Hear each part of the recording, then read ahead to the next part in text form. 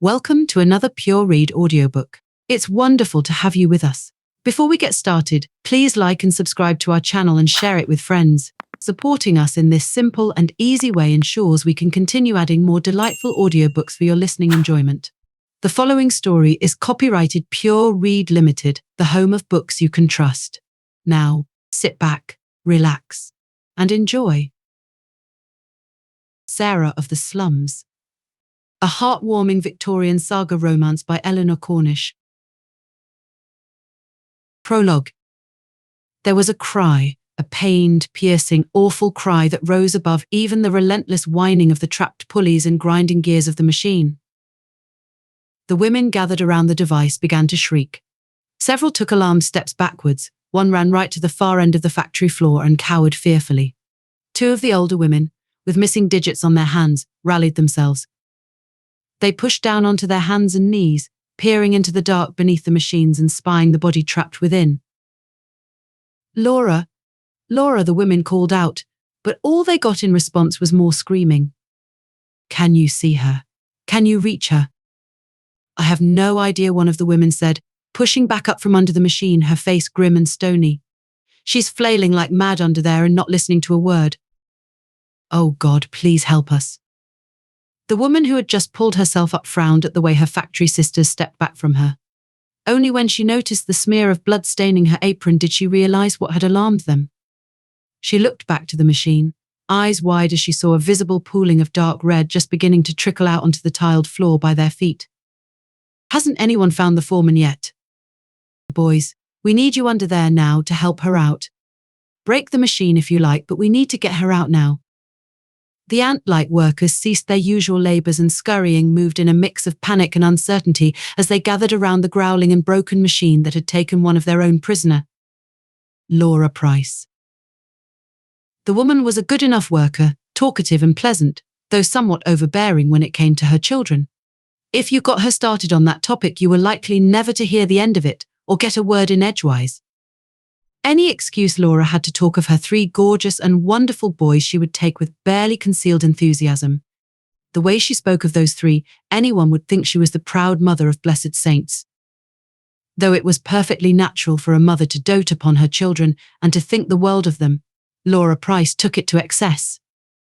More than once, she had been reprimanded by the foreman for getting caught up in chatter when she should have been paying attention to the machine she operated in the textiles factory.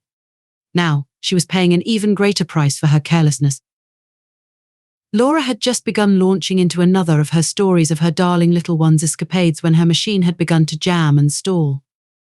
Rather than wait for one of the nimble and slight-bodied boys to come and crawl under the machine, Laura had decided to set herself to the task, pushing her head under to see what was the matter, all the while with a smile on her face.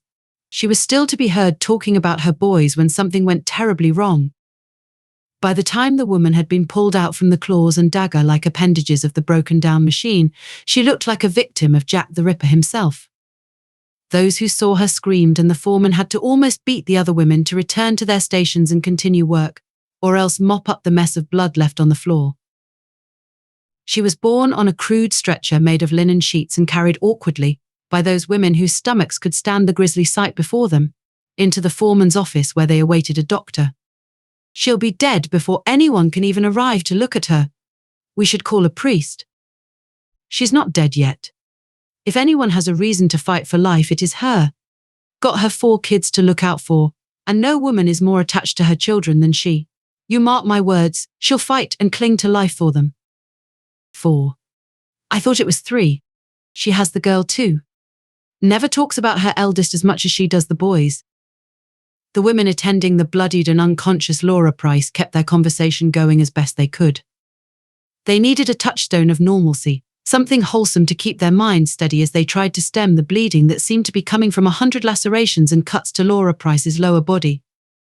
How old? What the eldest woman asked, not quite paying full attention as she mopped Laura's brow with a damp cloth. How old are her children? She's always going on about them, so I never really listen. Between 5 and 8 for the boys, I think. The girl might be 10. Will be an awful blow for them if she doesn't make it through. No father about anymore. It'll be bad for them if she lives, too, another woman chimed in, her words grim and pessimistic. Just look at her. Even if she survives, she's never going to be moving again. I'm no doctor, but I can tell you that for certain.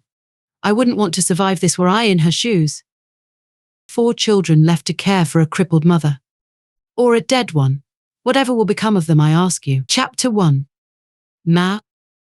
Sarah felt thoroughly out of place as she stood in Mr. Edwards's office. As she waited for Mr. Edwards's arrival, Sarah looked down at her own tired dress and felt thoroughly ashamed. She had come wearing her Sunday best for this meeting, but even this didn't seem to be enough when facing the grandeur of Mr. Edwards's factory office.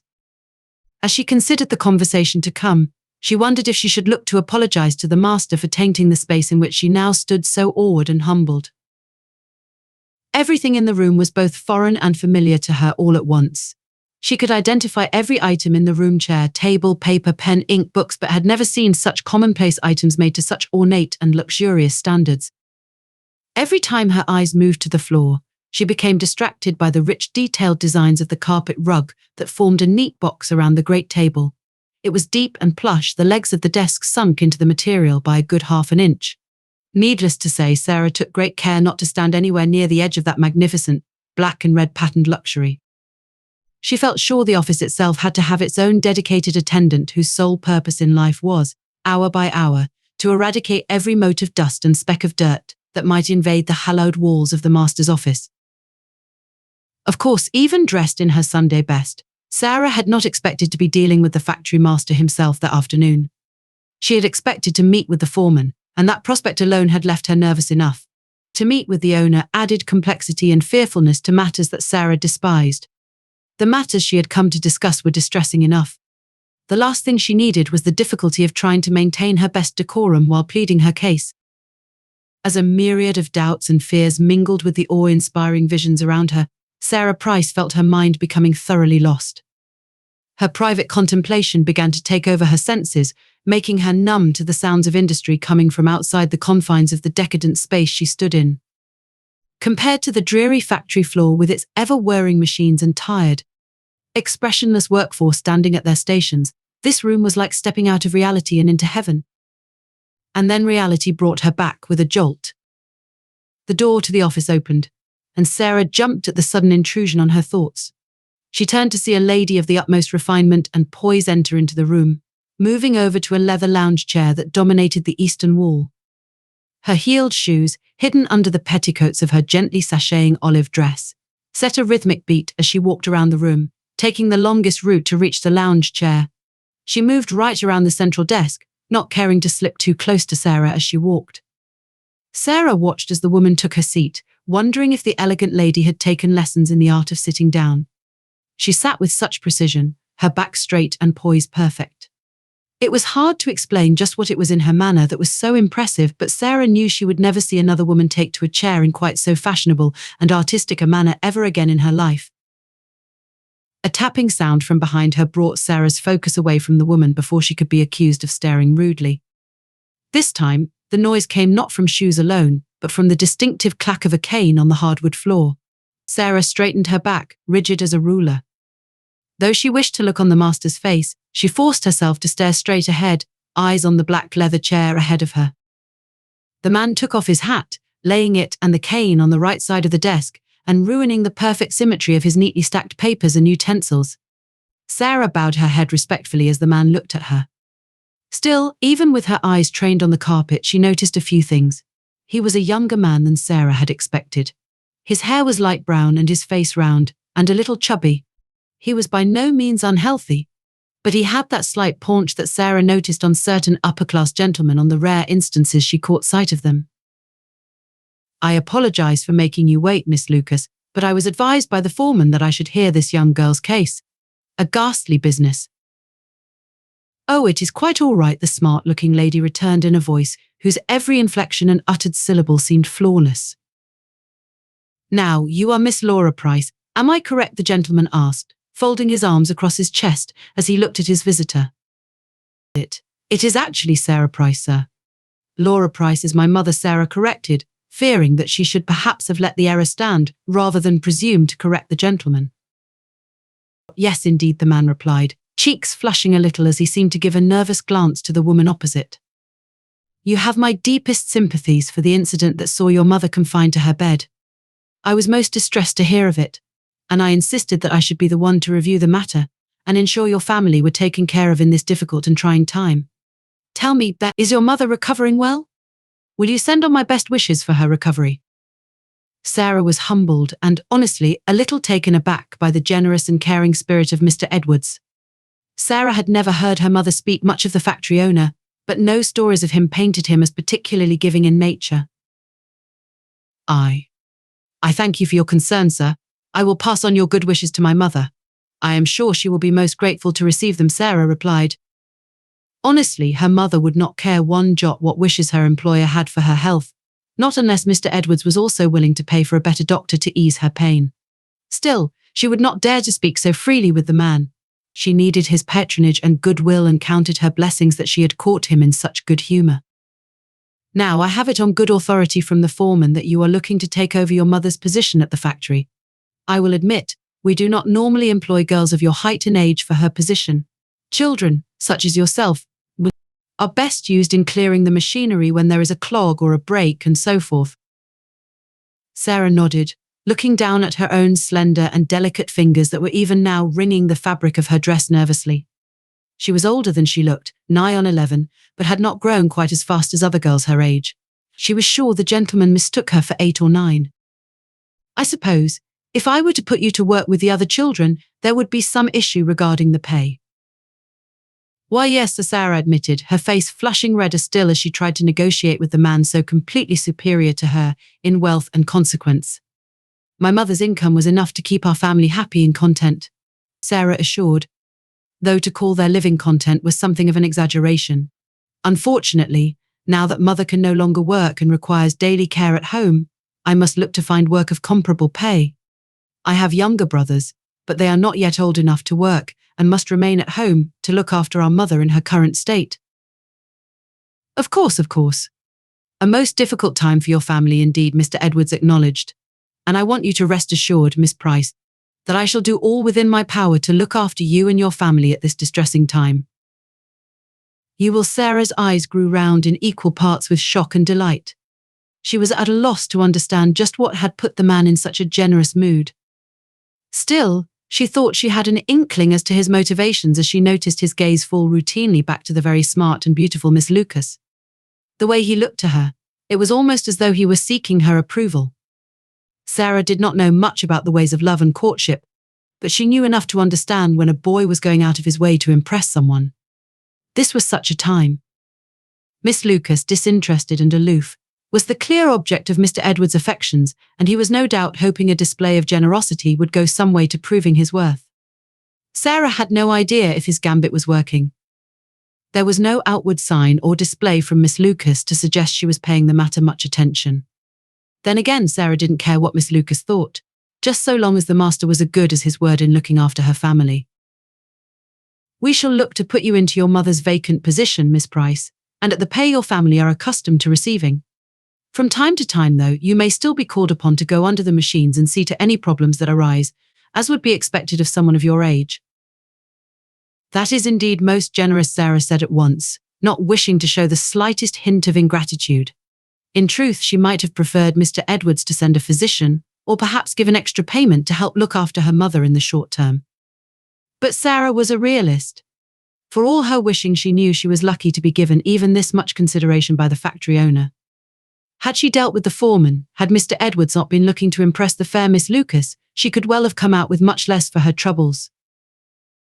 "Of course, I doubt you will be able to operate the machines as fast as your mother would have. Productivity in the factory will surely suffer as a result of this. But I believe it is my moral duty to care for those in my employ, even if it means taking a hit to my own pocket." "A most generous gesture," Miss Lucas said, at last acknowledging the man's attempts to impress her. "I must say, though, I do not think you should have much trouble from this little girl. Why, her manners and address are quite impeccable. Were she not dressed in such shabby raiment? For I might easily believe her to be a maid-servant in the making. I might even know of a place for her in my own home, should she prove to be a swift learner." Sarah looked at Miss Lucas and couldn't help but smile. What child could resist grinning at such a compliment? The thought of becoming a maid, too. Such a position would pay much better than the factory, she was sure, and was doubtless less hazardous to one's health. Sarah was so taken aback, she could barely string two words together. It didn't help that she now wanted to accentuate her polite manner yet further to continue impressing Mr. Edwards' visitor. "Thank you, ma'am," Sarah said, curtsying, perhaps a shade too dramatically. She opened her mouth to speak again but was quickly cut off by Mr. Edwards. "You are most generous, Miss Lucas, but let us not trouble ourselves too much with this matter." The man shot Sarah a look. It was only for a moment, a flickering suggestion of irritation that turned to a sycophantic smile as he looked back to his guest.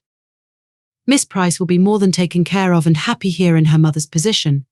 It is almost 1 o'clock and I would not wish to waste our day together any further with ferrying this girl to your home and explaining her situation to your parents. I am sure they would not want to be impositioned with a matter that is obviously mine alone to solve." "As you choose," Miss Lucas replied with a casual shrug of her shoulders. Whatever interest she had taken in Sarah immediately vanished at Mr. Edwards' words, and Sarah cried inwardly to be denied the opportunity Miss Lucas seemed to be dangling in front of her for one fleeting moment. She forced the compliments and the maid's position from her mind, focusing fully on Mr. Edwards again and trying not to let her disappointment show on her face. "Well, Miss Price, if you will walk behind us, I will advise the foreman of my decision, and he will handle the particulars of your new position." Sarah swallowed back the disappointment she felt at the sudden change in atmosphere about her. Though she had thought Miss Lucas's words would be a boon to her cause, they seemed to have had almost the opposite effect. Now that Mr. Edwards's generous deed was in danger of being outclassed and outdone, he seemed eager to put Sarah Price to one side and find some other way of proving his worth to the young woman in his company. It galled her to think that her mother's life-changing and crippling injuries were nothing more to the man than fodder to be used in his attempts at courtship. It galled her, even more, to think that the master would get away with such callousness, that Sarah would continue to say please and thank you all the way to the foreman to secure what generosity she had been fortunate enough to secure from the man. Quiet and demure, Sarah followed behind Mr. Edwards and Miss Lucas, taking great care not to tread on the woman's expensive dress. Mr. Edwards led them down to the factory floor where the foreman immediately came over and engaged in a brief discussion with the owner. Miss Lucas made a beeline straight for the door, no doubt uncomfortable in the heart of the factory. Sarah watched the proud, tall woman leave, heaving a wistful sigh as she thought of the opportunity that couldn't be. "Miss Price. Over here." With Miss Lucas gone, the foreman showed no care as he hollered for her, having to compete with the incessant whir of the machines as he tried to grab her attention. "I'll leave her in your capable hands," Mr. Edwards said, patting the foreman on the shoulder and then walking away at a clipped pace, clearly eager to return to Miss Lucas and continue his pursuit of her. He left the room without so much as a backward glance, no real care or interest in her at all. And still Sarah knew she had to remain silent and grateful. "Bad business. What happened to your mother?" the foreman said, wasting no time as he marched up the aisles of machinery toward a vacant space. "Honestly, I'm surprised she was pulled out of the machines alive. The way she looked when she was taken out of here, I'm not sure her living was a blessing or a curse." Sarah's lips pursed thin. The foreman had no tact whatsoever. Still, at least he wasn't trying to feign any compassion or interest in her. "The boss says you're taking your mother's station and frankly I don't care to argue. I'll walk you through the basics now and you better take to the work like a fish to water. This factory runs on efficiency and a speedy production line. I know Mr. Edwards is doing you a great service by letting you take your mother's spot here, but I guarantee I can convince him to take it all back if you aren't a quick learner." "I understand," Sarah said somewhat robotically. She would not look to argue with the foreman. Whatever trials awaited her, she would simply have to rise to them. She could not afford to lose the money she would be bringing in to support her mother and her 3 brothers. The foreman could ask her to do the work standing on her head blindfolded, and she would still give it her best shot if it meant keeping a roof over her family and food in their bellies. Sarah listened as attentively as she could to the foreman, memorizing every instruction as she prepared to take over the work that had crippled her mother. Chapter 2. Henry stood with arms folded and legs set squarely apart as he stared down the boy opposite him. The 2 groups of boys were at total odds with each other, each superior in their own way. For Henry, Walter and Robert, Their pride came in their attire, markedly better quality and in better repair than the urchins standing in front of them. The other set of boys had height on their side, and in their childhood world, height made right. Henry had done his best trying to wrangle control of the group around him, making himself the tough big shot shouting orders on what games they should play, but he was quickly finding himself outclassed. "You want to go and play games, go find a baby carriage and crawl into that," Jim Peterson sneered. "We don't have time to go playing games and running to our mummy every time you scrape your knee." "Hey, we do not go running to our mother for anything," Robert insisted, stepping out from behind his brother to defend him. "That's right," Henry said. "We stay outdoor until dusk and do what we like when we like.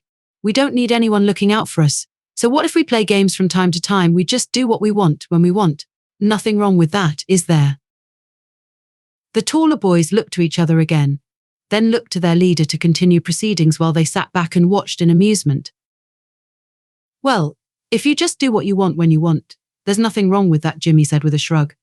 "How about we get some hot cross buns, then we can do whatever you want to do." "Now, you're talking sense," Henry agreed with a smile, thinking he had won the argument. "Of course you're buying." "Right," Jimmy said, pausing in his tracks. Everyone else followed suit with him, casting half expectant, half suspicious looks at the three brothers. "Paying? We don't have enough money to buy 3 buns between us, let alone share them with you," Henry said, putting a hand defensively over his trouser pockets. "Well, what do you intend to do then? You know me and the boys can't afford anything. You really expect us to just sit and watch you 3 eating buns while we go hungry?"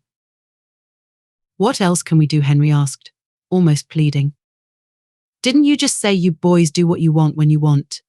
I thought that meant you at least had the nerve to take something when you can't afford it." Stealing Henry's voice cracked a little, and Robert and Walter behind him seemed to shrink back a little further as they left their oldest brother to sort things out. Stealing Jimmy parroted back Henry's word, putting on a shrill, nervous voice in mockery. "We're talking a few hot cross buns here, not the crown jewels. No baker's going to go chasing you down and abandoning his shop. All we need to do is make sure there aren't any bobbies around to chase after you." "Oh yeah, and what'll you be doing? If you think it's so easy, why don't you just go and get something for yourself?" Henry countered. "Hey, it's different for us. We aren't cut from the same cloth as you with your fancy clean clothes. We'd be getting dirty looks the moment we got near that shop." "Well, come on, Henry, be a pal," Jimmy said, moving in close and putting an encouraging arm around the boy. "Me and the boys will do our bit. We'll make sure no bobbies are prowling the lane when you go. We'll give you a nice and easy path, just so long as you don't mess up." Henry looked to his brothers. Their conflicted faces helped him little. The looks on the older boys' faces were becoming more and more impatient, and Henry knew he had to make a decision fast. The 3 brothers lingered for the longest while outside the baker's shop. They had already made several false starts, walking up to the front of the store and peering through the window at the selection of buns and bread on offer, and then chickening out at the last moment and scurrying away to a side alley. Little Walter reminded his older brothers twice that Mr. Richards the baker was a kind man and had often given them a little extra when they made a purchase. As time marched on and the other boys waiting for them grew impatient, the 3 brothers forced themselves into the store, hoping that chance and Mr. Richards' goodwill would be enough to see them get what they needed without having to take a chance on robbing the man. The boys moved exactly as they had discussed in the alley, with Walter front and center. As the smallest and youngest of the prize boys, he was the one most likely to win the old baker's sympathy and come away with the prize they needed. "Well, if it isn't little Robert, Walter and Henry. How is your mother keeping, boys?" the owner asked, wiping his hands off with an apron and sending a cloud of flour flying everywhere around him. She's doing well," Walter began, his nervousness clearly showing through. "Walter tries to look on the bright side, but it's not been good for us lately," Henry added, thinking on his toes. "Mother complains and moans all through the night. Our sister is out working the day through and we have nothing to feed ourselves on during the day." He paused as he spoke, eyes studying the baker for any hint that he was winning the man over with tales of their troubles. "Well, I'm sorry to hear that, boys," the man said. "Tell your mother I'll keep her in my prayers and assure your sister that I will happily keep any orders she needs aside for her. Even if the shop is closed when she finishes her work, I don't mind coming down and handing her order over to her." "Oh, yes, we'll tell her," Henry replied, unable to stop a frown from spreading over his face. Mr. Richards had been generous enough in the past. Why couldn't he be so now, when they truly needed it? It left the brothers with only one option, and Henry nodded at the other two. "We have ... Could we have 2 hot cross buns, please?" Walter asked, still struggling through his words as he dug into his pocket and pulled out a few pennies. His hands were visibly shaking, the coins jingling madly in his palm as he stared up at the shopkeeper. "Are you feeling well, Walter? You look like you're coming down with a fever there." Henry feared for the success of their operation and acted on instinct.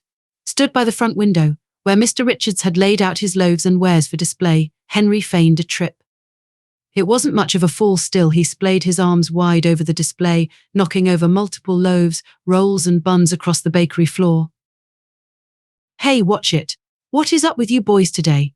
You should be glad you're in my store. Another shopkeeper might charge you for messing up their good work like that."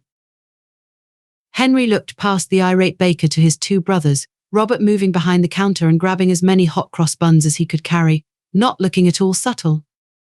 For all their planning on how they might obtain the sweet treats, not one of them had thought about how they would get the things out of the shop without being seen. Henry, watching from the shop front, felt his stomach knot and a cold sweat break out across his face as he watched his younger siblings struggle with the load they had procured. One errant bun atop the wobbling pyramid in Robert's arms fell away, alerting the baker, who turned round in time to see the treat rolling toward him. "Hey, what do you think you're playing at?" At once, the 3 brothers ran. Their only advantage against the man before them was in their numbers. Mr. Richards didn't know which of them to grab first and ended up with none of them as each ducked, weaved and shot out of the bakery and onto the streets. And that was only the beginning of their troubles. Jimmy and the other boys may have been good as their word ensuring no bobbies came down the street, but there were still plenty of folk around who saw them sprint out onto the streets. At the word stop, thieves, every woman and man around them, became a potential threat. Henry had to duck to avoid a strike from a gentleman's cane. Robert dropped several more of the buns from his arms as he swerved out of reach of an older woman who tried to collar him. Walter only got away at all because of his mouse-like height. How long the boys had to run, none of them could say. In their childlike minds of gross exaggeration, they could have sworn they were chased across the whole city by 60, maybe 70 people, bent on bringing them to justice. When they did finally find a quiet alley in which to hide and take stock of their situation, they were dismayed to find they had only managed to keep hold of 4 hot cross buns between them. Not even enough for half of Jimmy's gang of boys. "Jimmy will be laughing at us for weeks," Henry groaned as he bit down on one of the sultana and cinnamon-baked treats. Reasoning that they didn't have nearly enough for the other boys, the brothers had elected to eat the lot. It seemed like the right thing to do, and a good way for them to get rid of the evidence. As the sun began to set over the city, the 3 youths trudged homeward, more concerned about running into Jimmy and his boys again than Mr. Richards or a bobby. They moved through the streets slow and purposeful, winding their way into the narrow corners of the city where the houses were matchstick thin and one could not move without someone's elbow or a wall jostling them. Their home was on the top floor of an old house at the end of the street. 2 other families shared the property, one for each floor of the house. Before the boys had even opened the front door and climbed the stairs to their apartment, they knew something was amiss. 2 of the neighbors were lingering near their windows and excitedly pointing at the boys as they passed by. The way the woman and her daughter seemed to whisper so frantically, it was as if the Price brothers had become the talk of the whole neighborhood. With bellies growling and legs demanding the comfort of their beds, the 3 continued on up the stairs to the top floor of the building. The door was closed, but Robert swore he heard a masculine voice coming from inside as they fished around their pockets for the single key they shared together. Sarah heard the door go and looked to her visitor. She had always known Mr. Richards to be a kind and tolerant sort, but then she had never had to see the man after his shop had been robbed. No amount of apologies, promises of punishments, and severe reprimands were enough to satisfy the baker, and he insisted on staying until the brothers returned so he could see to their punishment himself. As the door opened and the 3 miscreants slunk inside, Sarah could see the guilt and terror written plainly of their grubby little faces. "It's the baker man." Run, Henry gave the order, but the hall stairs were too narrow for the 3 brothers to make a swift escape. Mr. Richards had both Henry and Robert collared before they had even made it 2 steps back down, and Walter was not the kind to run off on his own. Mr. Richards dragged the 2 boys back into the room, throwing Robert and Henry roughly down to the ground. Sarah winced to watch her siblings so abused, but she was in no position to stop the baker. After what the boys had done, she'd consider them lucky if they came away with only a handful of welts and bruises. She knew that miscreants had been sent to prison and hard labor for just such a crime. Mr. Richards, please. They're just young boys. I'm sure they didn't mean. Sarah looked to her mother, rushing over to the bed that had been put out in the middle of the room. Mother didn't move much anymore. Even sitting in bed was a struggle, and accompanied by great pain throughout her ruined body. Still, the sight of her boys thrown to the floor by the enraged Mr. Richards had her moving frantically. She coughed all the while, blood spattering from her lips and staining the bedsheets as she clambered forward in her own awkward fashion. "Mama, please, you mustn't. No, I can't have you hurting my boys. Please, Frank, I'll do anything." There was hardly anything in the world that Mrs. Price could give in return for leniency from the baker. Still, there was something in her desperate plea that stayed the baker's hand. He gazed down at the 2 lads on the floor, and then to little Walter, who had backed away into the hall, too frightened to run, too frightened to help his brothers. A sigh escaped the man's lips and he pinched the bridge of his nose as he found some semblance of compassion and reason. "Guess there's nothing to be gained from beating your nasty little brats. They've already grown up too willful and full of sin to be worth correcting now. If they were my boys, I'd have had my wife beat the evil out of them with a belt years ago. Too late now." "Thank you, sir," Mrs. Price gasped, coughing and spluttering as Sarah coaxed her back into the proper position in her bed. "You must understand it has been so hard for us since their father was taken, and my accident, their nerves are. Spare me your sad story, Mrs. Price. What you've been through is no excuse for stealing. You mark my words. I'll want the money by the end of the week. 8 shillings for the damage and ruckus your boys caused, or I will take it out of their hides." "You'll have it, Mr. Richards," Mrs. Price assured between rasping coughs. "You'd better. And after that, I don't want to see any of your brood near my door again. Do I make myself clear?" "Perfectly," Sarah said, rising from her mother's side and giving an apologetic bow. Mr. Richards cursed and stalked out the room, taking a moment to strike Walter across the head as he departed, sending the child off in a fit of crying. "Well, it serves you right," Sarah yelled, hands balled into tiny fists, as she let out her frustration. "Do you have any idea what you've put me through this afternoon? What did you think you were even doing, robbing a man who knows your names and where you live? Now, thanks to you, Bender, we won't have the money to feed ourselves properly for the next month. And when I want to get bread, I'm going to have to travel halfway across the city, I'm sure, once Mr. Richards tells the other traders what you did." "Now, Sarah, don't yell," Mrs. Price cooed. The 3 boys recognized their mother's understanding, all-forgiving tone, and darted to her bed. They took no care with her as they nestled in close, their hands grasping at her, causing the woman to flinch and wince in pain. It was always the same. The tension in Sarah's shoulders left her, and she slouched against the wall, reaching out to close the door to their cramped little 2-room dwelling. "They should at least go without dinner tonight," Sarah reasoned. "Nonsense. Are you really going to let your brothers go hungry? Don't you think they've suffered enough, being abused by that awful man?" "But Mother, paying back Mr. Richards will see us struggling for weeks. We won't eat properly again for months," Sarah protested. "Then we will endure it all as a family," her mother said, showing a great deal of conviction for one so frail. "If one of us doesn't eat, none of us do." Sarah rolled her eyes.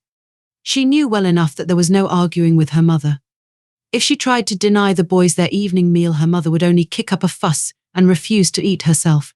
Ever since their father had been taken far too soon in life, Sarah had noticed the way her mother seemed to coddle her brothers with an affection that bordered on embarrassing.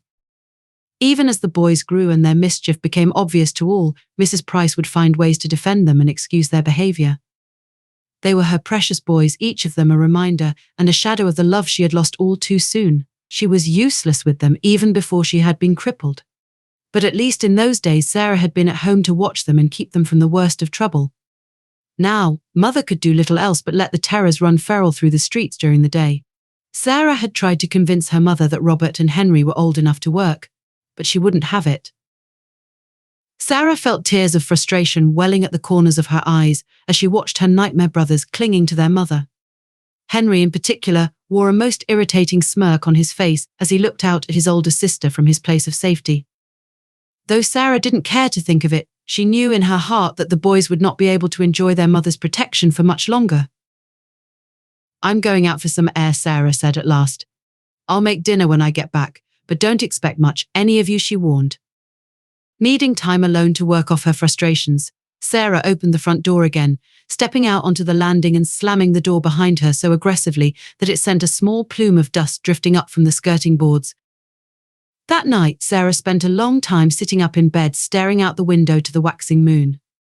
It was hard to see its silver shimmer, and it seemed to be disappearing further behind the rooftops opposite. Out on the streets, Sarah could hear two men arguing, their voices slurred from drink. The sententious rumblings seemed to have no real purpose or importance, but Sarah listened anyway. Her mind was simply too alive and tightly wound to permit any relaxation or sleep. She should be feeling elated, proud and pleased with how things had been at the factory in securing her family's future, but that was overshadowed entirely by her brother's actions at the baker's. She stared over at the bed opposite, eyeing her mother as she lay quiet and still in the big bed that was now her whole world. She tried to banish the resentful feelings that had been bubbling inside of her all evening, but it was a hard thing. Her brothers had been her mother's treasures ever since father's death, and it stung to see how nothing they could do would provoke her to anger. Where it would end, Sarah didn't even care to imagine. The freedoms and indulgences the boys had enjoyed throughout their life were steering them down a bad path. That they thought they could rob a baker who knew their name and address was proof of their growing hubris. Meanwhile, Sarah taking on responsibility for the whole family did not even merit more than a tired thank you from her mother. Letting out an irate sigh, Sarah forced herself to lie down, whacking her pillow angrily to try and form it into a more comfortable shape. She closed her eyes, her body tense beneath the sheets and hands balled into fists. She willed herself to sleep, found her mind gathering pace all the more as she considered how many hours she had ahead before she would have to get up and go to work. A sound of groaning in the dark forced Sarah's eyes open again. She moved mechanically, pulling up onto her feet and walking across the room to her mother's bedside. She went down onto her knees, pulling out the bedpan ready in case. "Mother. Mother, do you need something?" Sarah asked, putting a hand tentatively on her arm. Just a tickle in the throat. "Water, please." Sarah put down the bedpan and turned to the side table. Filling the pewter cup with water, she let the cup be for a moment and helped lift her mother into a sitting position. The action brought all too familiar groans of pain, with her mother's hand grasping her arm tightly as she struggled to endure even these smallest of movements. Sarah looked to keep her steady as she propped up the pillows, only bringing the water to her mother's lips when she was sure she was secure. "I can hear you tossing and turning over in the corner, you know," Mrs. Price said as Sarah gently pressed the liquid to her lips. She took gentle sips, but even these agitated her and caused her to cough, Sarah quickly replacing the cup with a cloth. Only when her mother calmed did she look to address her question. "It's been a long day," Sarah said, not caring to confide her true feelings. "Don't give me that, girl. You've worn a fixed frown on your face ever since that baker left us this afternoon. If I didn't know better, I would swear you actually wished that man had laid his dirty hands on your brothers, for shame." "Of course I don't wish that," Sarah snapped, carrying on with her work and wiping her mother's mouth and chin. When she drew away again, she felt a lump growing in her throat as her mother fixed her with a look in the dark. "I honestly don't want anyone to do harm to my brothers," she assured again. "Still, I wish you would not let them get away with so much. Robert and Henry are old enough to work and Walter should be at home with you. Now, you know I do not want my boys to lose the best years of their lives. I did not ask you to work until I had to," Mrs. Price returned. "And I was 7, Mother Sarah reminded. "But you had your father during those years," her mother reminded. "You do not realize what an advantage that was for you. Those poor boys, well, Walter doesn't even remember his father's face." They were familiar arguments Sarah had heard before, yet another reason why she didn't want to waste her breath on the matter. Her mother continued on anyway. "Remember, Sarah, when you are older, if you are lucky, you will be supported by a man who will look after you and keep you in comfort and peace just as your father once kept me. The boys, though, when they grow up, We'll have to work as hard as your father did to get by.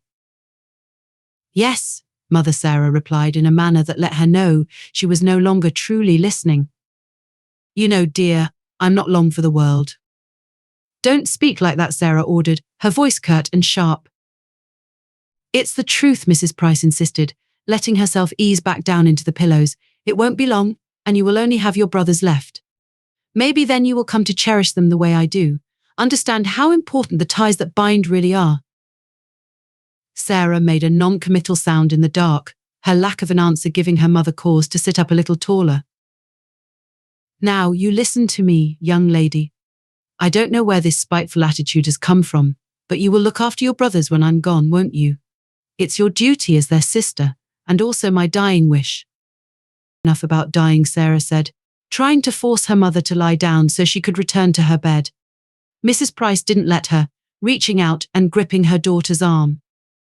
I want you to promise me, Sarah. Promise me you'll look after those boys. There will come a time where you'll be glad you did so, where they will support you just as you support them now. I will, Mother Sarah assured. She spoke the words primarily to convince her mother to let go and calm down. Still, as the young girl returned to her bed, something in her mother's words undeniably stuck to her. She didn't know why. Perhaps it was the urgency with which she had pleaded with her, or maybe it was the knowledge that her mother knew her time left with her family was drawing to a close. Whatever the truth, Sarah felt some renewed will to overlook her brother's transgressions, to do her best for them despite their mischief. After all, when her mother was gone, what else would she have? Chapter 3. Somewhere deep within the dark of the gears and pulleys, something had jammed and the whole system was backing up as a result. The foreman was casting irate glances and the other ladies stood back as the machine became a screeching, pained animal, ready to lash out at any that came too close. And Sarah was the one expected to tend to the wounded and angered beast.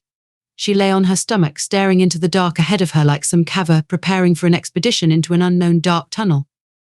Except, Sarah was no caver and she had no desire for such adventures.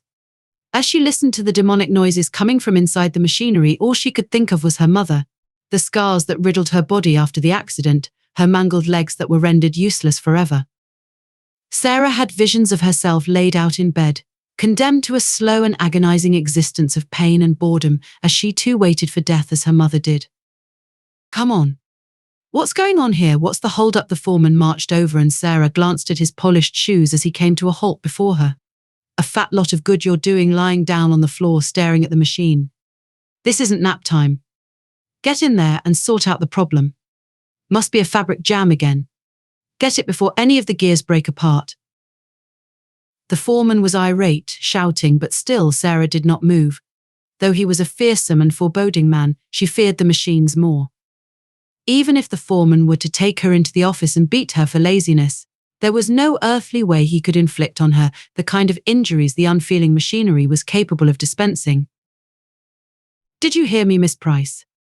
Mr. Edwards gave you a golden opportunity here, and you are spitting in his face by cowering there. If you are not going to get in there and sort out that mess you've made, then you can feel free to walk out the door. I do not need some snivelling charity case squandering the master's money and wasting my time. I can't do it, Sarah sniveled, her eyes brimming with tears as she continued to stare into the dark beneath the machinery. She knew what her refusal meant, knew she was condemning herself and her family to destitution and perhaps even the workhouse. Still, the power of self-preservation was too strong, and she just could not bring herself to crawl into the tangle of gears and pulleys and give up her body to the whims of the same machine that had crippled her mother. For the love of the foreman whistled, and a boy in grubby clothes, and about half Sarah's size, ran over. The foreman casually kicked Sarah in the ribs, prompting her to push up onto her feet and let the boy through. The child was no older than 5, she guessed, the same as Walter. Her cheeks burned with embarrassment and shame as the boy pushed straight down onto his belly and slid, grub-like, beneath the machinery without showing an ounce of fear. Once his little feet disappeared out of sight, Sarah turned away, not wanting to watch in case the machine took the boy as another sacrifice to its capricious whims. You can forget about finishing up the day, the foreman said, pulling alongside Sarah and folding his arms. She realized immediately there was to be no beating or even a raised voice from the man. As far as he was concerned, Sarah was out, and he didn't need to waste his voice or energy looking to correct her. Sir, please, my mother is. Not my concern, the foreman snapped back. I'm not running a charity here, Miss Price. If you're looking for charity, go and plead your case to the parish. And don't think Mr. Edwards will come to your rescue either. But sir, I can do this, Sarah said, mustering her courage for a promise she wasn't even sure she could keep. The next time the machines break down, I swear I will do better. I just need to. It's too late now, the foreman said. To be honest, I was coming over to fetch you before the machines broke down. There's a bobby out in the offices wants to talk to you. Seems your brothers have gotten themselves into some trouble. I will not have Mr. Edwards' name or the reputation of this factory tarnished by keeping criminals in our employ. A bobby. Sarah turned and looked to the foreman, forgetting all about the machine, her job and her fears for the future. All she could do was ask herself the question, what had her brothers done now? Led out into the factory's front office, Sarah stiffened as she found a man in the dark blue uniform of the law, sitting on a bench. He had a thick brown moustache and a head of short, curly hair.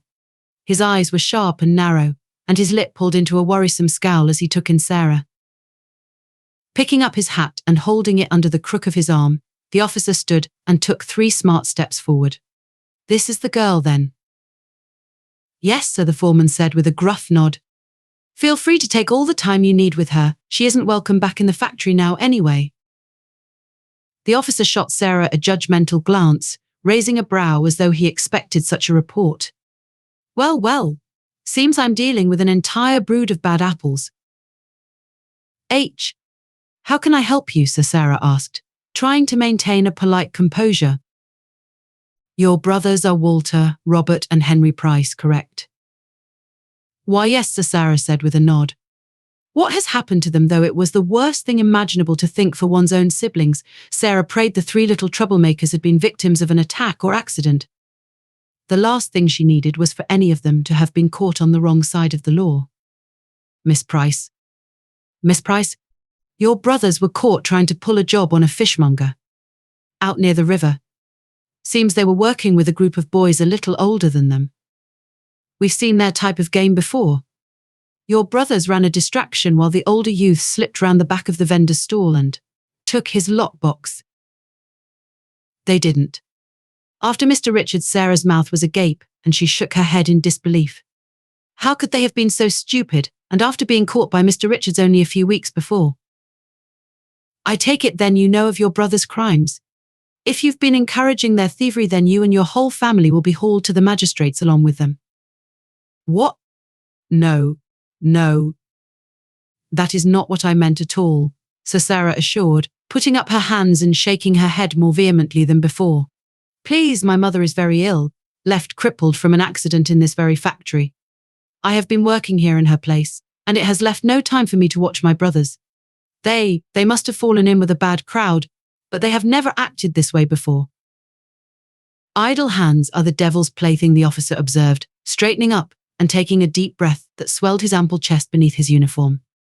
Your brothers are what, 8, 7 and 6? Walter is only 5, Sarah corrected, though she knew the distinction mattered little. All 3 of them could be out working instead of running around the streets like motherless urchins. Sarah bit her bottom lip and stared down at the policeman's shoes. She wouldn't answer back, but she felt like pointing out that the 3 were as good as motherless, all things considered. What will become of them? Of us? Sarah asked, recognizing that she too could likely end up punished in equal part for her brother's crimes. Seeing as though your services are no longer required here at the factory. I think you have time enough to walk me to your home. I want to see this mother of yours. I'll be interested to see if the woman is as bedridden as you claim, or if this is just another ruse you're using to milk sympathy off unsuspecting folk. Oh no, sir. Mother is indeed gravely ill. I don't think it would be good for her to hear what has happened to the boys. She'd be beside herself with worry. Sarah still remembered the agitated way Mother had tried to pull herself out of bed when the baker had come marching in with threats. How much worse would it be for a bobby to come marching in and telling her that her beloved boys were being held in cells and perhaps bound for prison? She looked up into the officer's eyes, hoping for some sign of understanding or sympathy, but there was none to be had. Though she stood at the door to her own home, Sarah felt the odd need to knock on the door and announce herself to her mother. Things would be bad enough with the officer coming in and the news that needed to be broken. She had to at least try and soften the blow, ensure her mother was at least in some way prepared for what was to come. "Mother, it's me, Sarah. I've got some bad news, I'm afraid. There was an incident in work and the boys, well, they've. Sarah could not find the words.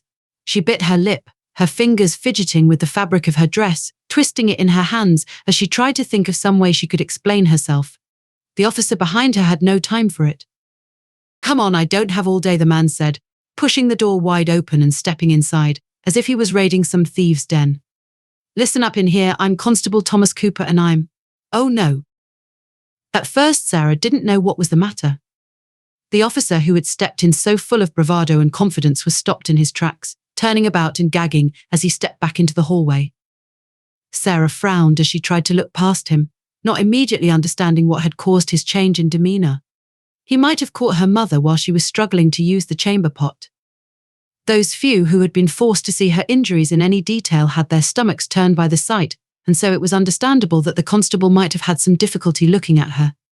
Still, it surprised her when the man turned back into the hallway and closed the door behind him. For the first time since she had met the officer, Sarah detected some hint of concern or pity in his eyes.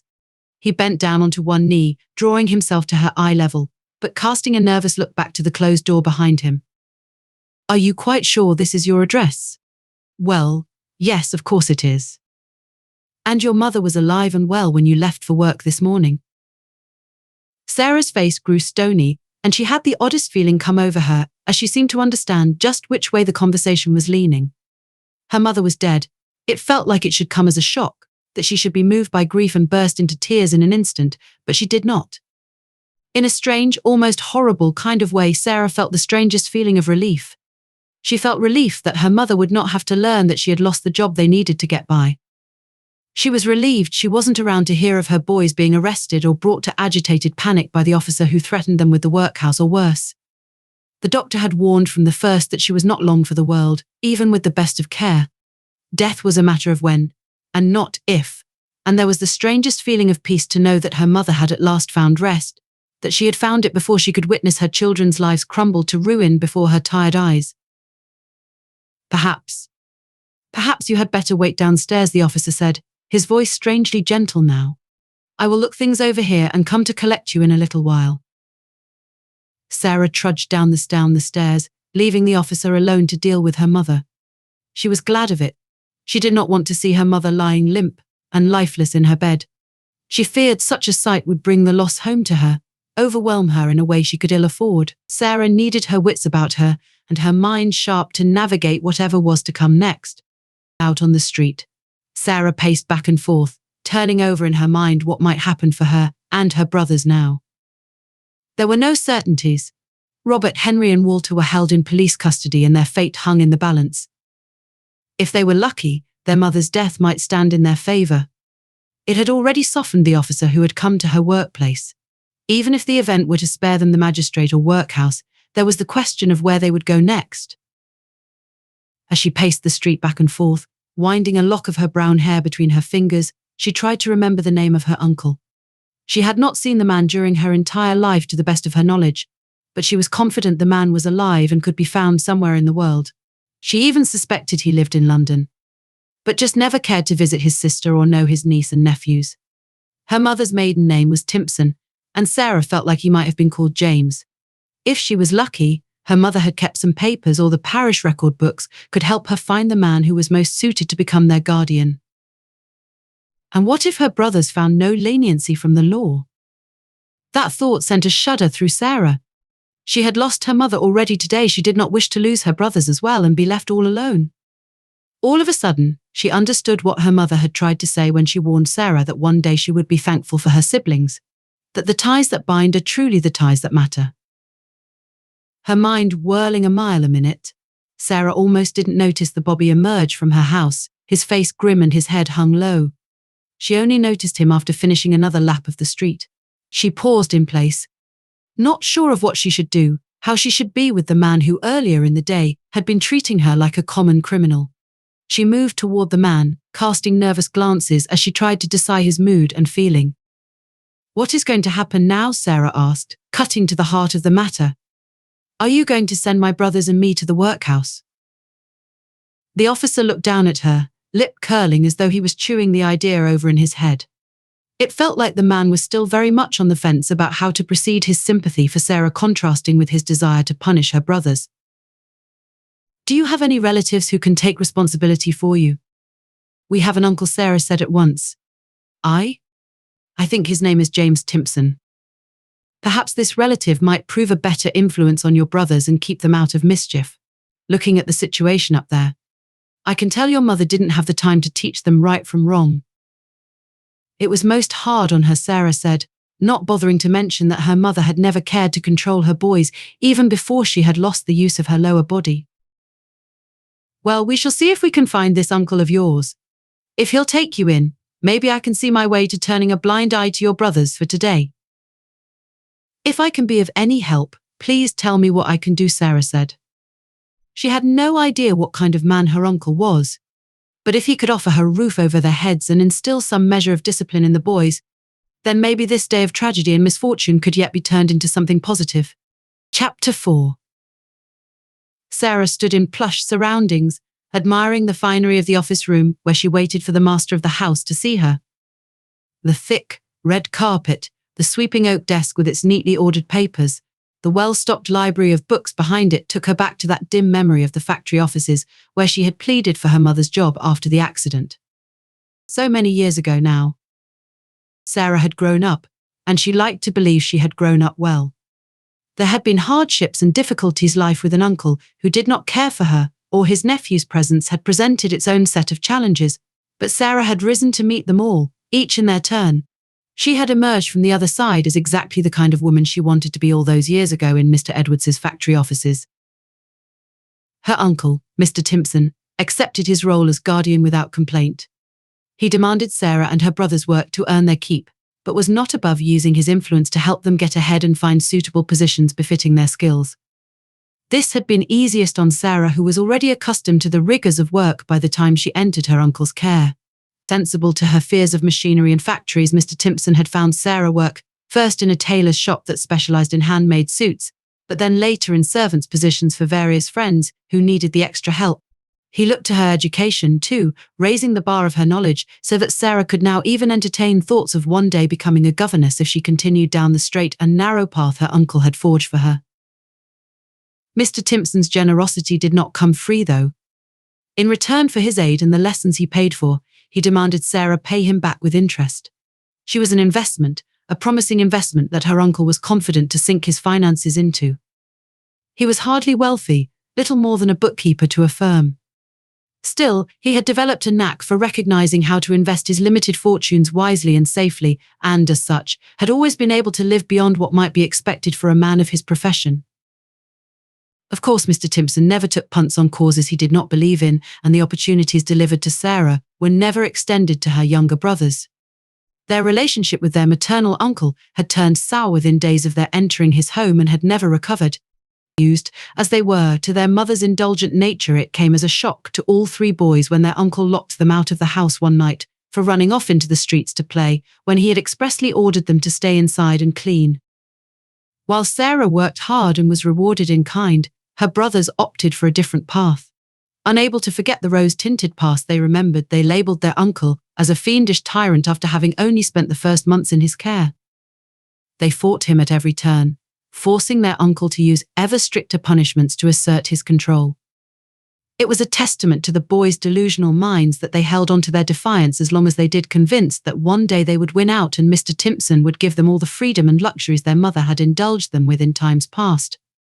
So many of their early arguments with their uncle were accompanied by the useless phrase, "But mother would always let us." This argument was in turn followed by their uncle's reminder that he was not their mother, nor cared one jot what she allowed to pass in her house. Needless to say, the difference in situation at Mr. Timpson's home was hard on Sarah's relationship with her brothers. They began to resent her in the same way she had once resented them, thinking her a traitor or lackey of their uncle's. Sarah had never forgotten her promise to her mother. She truly did all she could to ensure the ties that bound her to her siblings were not broken by her uncle's different attitudes and treatment. She even used what limited goodwill and trust she had gained with the man to intercede with him on her brother's behalf on more than one occasion. Though Henry, Robert and Walter never knew it, their stubbornness and lazy attitude to life had almost seen them thrown out onto the streets many times in the years they had stayed under their uncle's roof. Only Sarah's offer to add further interest onto the ongoing ledger her uncle was keeping to her name saved them from such sudden eviction. In the end, though, the boys chose to leave of their own accord. Fed up with their uncle's rules and unfair treatment, the three brothers moved out as soon as they had enough work and money between them to afford a shabby one-room home in one of London's back-alley rookeries. Their uncle did nothing to dissuade the young men. He was glad to be rid of them. They were a drain on his finances, dead weight he needed to cast off at the earliest opportunity. After they took their leave, Mr. Timpson counselled Sarah that she would be better off leaving the boys to their fates and concentrate on her own work and path. It was advice Sarah could not heed, and she made a point of going out to visit her brothers every few weeks, her promise to her mother demanding she at least check to be sure they were keeping a roof over their heads and earning enough to eat, to her relief. Though the inseparable trio never seemed able to scrape enough together to raise themselves even to the level of comfort they had known as boys, they earned just enough to get by. So much had changed since that day back in Mr. Edwards's factory offices, and Sarah felt her chest swell with no small amount of pride as she let herself appreciate for a moment the gains she had made. Though the prim and fancy Miss Lucas would most certainly never remember her, Sarah wished she could revisit with that woman from long ago and show her what she had become. Miss Lucas had predicted she could become more than a simple factory girl, and now Sarah found herself in an interview to become housekeeper to a fine gentleman of London's West End. The door opened, and Sarah straightened up, clasping her hands together as she waited, eyes forward, for her prospective employer to look her over. She kept her chin high, proud but not aloof, and her warm brown eyes studied the man as he moved to his chair, interested to get a read on the man she had been hearing such good things about from her uncle and friend. Mr. Ralph Morgan had garnered a reputation in London as an employer comparable to Sarah's own record as an employee. The man's name was synonymous with a fair wage, generosity and genuine care and compassion for those who worked under him. The man kept several businesses, and Sarah had been encouraged to apply for positions in several when opportunities arose. Competition for such places was, however, fierce. When word of a fair and even-handed employer worked its way around the streets of London, it was only natural that people would fight fiercely to obtain work with such a man. On each occasion hitherto, when Sarah had tried to find work in any of the man's businesses, she recalled having to queue for hours for an interview, almost always met by some foreman, a senior housekeeper or trusted employee who would conduct a startlingly fast interview on their master's behalf before showing her the door. That she stood now, not before some underling but Mr. Morgan himself, and in his own home, was yet another source of pride for the ambitious young girl. Even if she were unsuccessful in her interview, there was much to boast of in having been granted an audience. From what Sarah had been told through the gossip of friends and co-workers, Mr. Morgan was very easy on the eye, and an attractive prospect to any woman in more than one way. As Sarah understood it, any man who made an attractive income was made more attractive in body to her friends, and so she had paid the rumours little mind. However, as she took her first look at Mr. Morgan, she had to own that he was quite striking in his looks. His hair was short and dark, with thick eyebrows cresting dark green eyes. He was somewhat rakish in his physique, trim and healthy. Better that than the often overweight gentlemen and ladies who tottered around and lived large, quite literally from their wealth. Mr. Morgan was well groomed too, his pleasingly sculpted jaw free of stubble and shaved perfectly smooth. Best of all, though, was his smile. Many gentlemen did not make the effort to smile at servants, even those whose company they enjoyed. So many interviews had been conducted under withering, sceptical gazes, some of Sarah's employers never looking to share a kind word with her until she had been with them at least a week and proven her worth to them. Mr. Morgan dispensed with those kinds of observances, fixing Sarah with a most pleasing and generous smile as he took a turn about the room, inspecting her from all sides. When my friend mentioned he knew a woman who would make an ideal housekeeper, he neglected to tell me that she would be so fair of face. Sarah's eyes widened slightly, and a rose blush coloured her pale cheeks. Though normally the pinnacle of poise and calm, she was turned back to a time of a young girl, drunk on stories of knights in shining armour and fairy tales of true love with a handsome prince by the attractive man's words. Sarah had to work hard to prevent her hands from fidgeting or her smile from spreading too far across her face and leaving her looking ridiculous. "Pray, how old are you, Miss Price?" Mr. Morgan asked as he pulled out a chair for her and invited her to sit down. Very well-mannered indeed. "I am 25, Sarah said, a slight nervousness in her tone at the admission. This issue, she knew, could be a sticking point and could undo the whole interview before it could truly begin. "A meteoric rise to the top of your field, I should say," the man praised as he took a seat opposite her. "I strive to be my best in all I undertake," Sarah said. It was both a truth and a good line she had learned to use in interviews down the years. "And where exactly do your ambitions look to take you, Miss Price?" Mr. Morgan asked, leaning into the plush leather of his chair and watching her intently.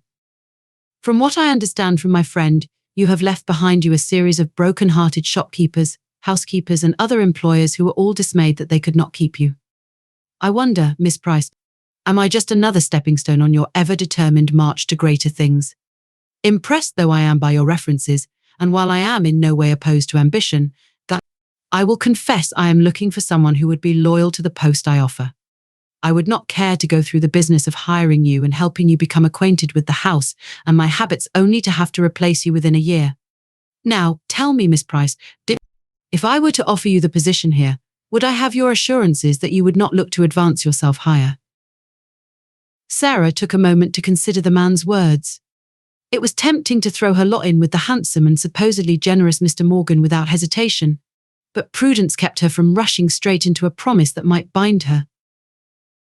"You seem to be deliberating very hard over so simple a question, Miss Price. Care to confess to having your eye on a place at a lord's estate after you are done with me?" Mr. Morgan still smiled, a suggestion of teasing as he pressed her for an answer. "I am just very careful with the promises I make," Sir Sarah answered, trying to remain diplomatic. "I have been very happy in all the positions I have taken over the years, but never felt I had found my true place. Perhaps I am guilty of having lofty ambitions, but I have never hidden that from anyone. With each new position I take on, I am quite happy to entertain the notion that I might be taking on the position that I will keep for the rest of my days, but I should not wish to speculate on the future. I have heard great things about you as an employer, but it does not follow that I should automatically enjoy working under you." "I see," Mr. Morgan said, his smirk becoming slightly more enigmatic as he considered her answer. "I do not mean that as an offence, sir. I am thus far most impressed with all I have seen. Of your home, I mean. Still, I think it would be prudent not to become tied to a promise to remain here before I have even had time to learn your habits and your specific needs." Mr. Morgan sucked in a breath, his chest swelling beneath his black suit jacket. He nodded slowly twice. "A fine answer, Miss Price," he complimented. "I must confess it took me pleasantly by surprise. Most times when I interview someone, I find people eager to swear all sorts of promises from the outset just for the chance to get the job. My uncle is a bookkeeper and taught me to maintain a healthy pessimism." Perhaps I should look to hire him to my staff as well," Mr. Morgan said as he leaned back in his chair. "Your uncle is a great influence in your life, I take it." "He was my guardian while growing up," Sarah answered. "I see for the first time since the meeting began." Mr. Morgan's smile waned a little as he found himself treading into potentially unhappy memories. To Sarah's relief, he did not continue to question her about her past any further. As she had risen through the ranks and gained a name for herself, she found her unfortunate origins a hamper to her career. She did not look to purposefully lie about her childhood, but she tried to avoid speaking of it wherever she could. For a moment, the pair sat in silence, Sarah finding that embarrassed glow returning to her cheeks as the man opposite continued to study her. Mr. Morgan was not shy in his glances. He did not exactly stare at her. As some employers had in the past, no, his gaze was subtly different, almost complimentary. It might have been wishful thinking on her part, especially when she considered how attractive a man he was. But Sarah almost believed Mr. Morgan had taken a fancy to her. "My friend, your employer, is most loath to lose you, Miss Price. Considering your thoughtful and reasonable desire to test the waters of this position before making firm promises for the future, perhaps I might suggest a compromise." "I am open to any suggestions you might have," Sarah assured with a smile that was perhaps a little too eager as she found herself becoming easier in the man's company. Let us see how a month goes here. You may take the time to decide if you can tolerate the way I file my papers and leave my books in haphazard piles on the dining table, and I, in turn, can decide if you make my tea too hot or weak for my palate.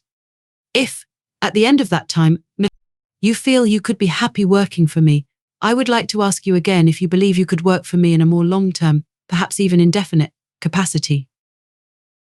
Sarah's own smile grew a little wider, and she bit on her bottom lip as she tried to mask her pleasure. Though no employer to date had been quite so serious about gaining assurances regarding her staying on, it was nice to find herself so wanted. Mr. Morgan seemed eager to keep her, and, from what little impression she had gained of the man thus far, she felt like she would likely be quite happy to remain in the employ of the personable and charismatic businessman. I believe that is a sensible suggestion. But what exactly is to come of me if I decide the position is not right for me? Not that I believe that will be a likely eventuality, she added shyly.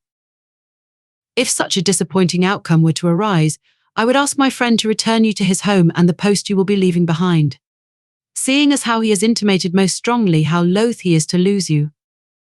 I believe he will be more than happy to leave your position in his household open for 1 month in the hope that you might return to him. I dare say he would even try and find a way to drive a wedge between us to ensure such an outcome. Sarah laughed, catching herself as she feared she was becoming too easy in the man's company. Their conversation had only carried on a few minutes, but already they were making jokes together and conversing as easily as friends. It was not necessarily a bad thing, but it was not at all what she was used to or prepared for. Certainly in her years of working in domestic service, she had never once felt such an instant rapport and connection with an employer. That Mr. Morgan was attractive to boot made the opportunity before her both more thrilling and more dangerous all at once. Sarah had heard more than her fair share of cautionary tales of servants who grew too attached to their masters. While Mr. Morgan's reputation as an honest and upright man preceded him, that did not mean that she should not be cautious. Well then, Miss Price, should we have a drink to celebrate our new accord? Mr. Morgan proposed. Perhaps I could make you that cup of tea. You never know, you may find it below your standards and wish to withdraw your offer before you are forced to endure a whole month of them. Despite her own mental checks, Sarah was still trading friendly barbs with the man, unable, it seemed, to help herself. Mr. Morgan rose from his seat, and Sarah was surprised when he quickly moved around to take her hand as she rose to join him. If you are so keen to get to work, perhaps we can begin with a tour of my home. We can start in the kitchens to test your skill at brewing tea leaves. Depending on your success, I shall either show you the rest of the house or else escort you to the door. I never thought the shape of my entire career would ever be defined by a single pot of tea. But I welcome the challenge, Sarah said, as she let herself be led through the house. It hardly escaped her notice that Mr. Morgan kept her on his arm the entire time, just like lovers taking a stroll in the park. Chapter 5. Sarah found herself charmed and pleased by Mr. Ralph Morgan. The man was everything she had heard and better. His house was elegant without being garish, and cultured without being pretentious. In many ways, the house was an extension of Mr. Morgan's own character, and Sarah was delighted to learn that the man was responsible for most of the design and aesthetic of the house, having it renovated to his own likes shortly after having bought it. Mr. Morgan was rightly proud of all he had created and accomplished in his lifetime, and he seemed exceptionally keen to show Sarah everything. The tour of Mr. Morgan's home saw the pair well into the evening. Always they found themselves falling into discussion and debate. Sarah was keen to hear Mr. Morgan's story of how he had become so successful and diverse a businessman, and how he came about his business philosophy that was lauded for both its philanthropic leanings and its loyal, hard-working labour force. As Mr. Morgan would have it, kindness and compassion had as much to do with good business as with good manners. The horse could be better led with sugar than driven with the cane. While Sarah felt the man was simply generous by nature, she could certainly understand how Mr. Morgan's business strategy encouraged his workers to go above and beyond for him, and how competition for any position in his factories or stores was so hotly fought over. The only concern that crossed Sarah's mind as she bid the man adieu that evening was when she considered how little of their day's conversation had revolved around her new role in his home. As she played back all the conversations that had taken place in the various rooms of the house, the realization dawned on her that she had asked none of the appropriate questions, nor been told any of the specifics of her posting that would help her get ahead when she moved into the servants' quarters the next day. Even this faux pax wasn't enough to spoil her good mood, though, as she walked home. There was an extra spring in Sarah's step as she walked. She felt a little lighter and held herself a little taller as she moved effortlessly through the evening crowds with a smile on her lips that drew several curious looks from passers-by. As she considered the issue of her duties, she assured herself that Mr. Morgan would laugh about it with her in the morning and give her a proper orientation to her specific duties in his home at that time.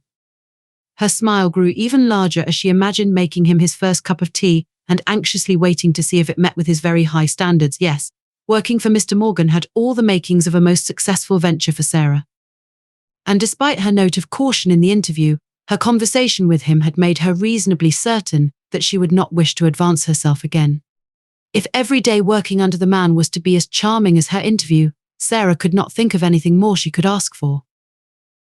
As she moved in the direction of home, Sarah came to a cross street and paused. She chewed on her bottom lip for a moment as she looked to the leftward path that led across the river and away from her uncle's home. She had thought to visit with him first and share the news of her promising new position, but wondered if she should perhaps stray out to the streets of her youth and visit with her brothers.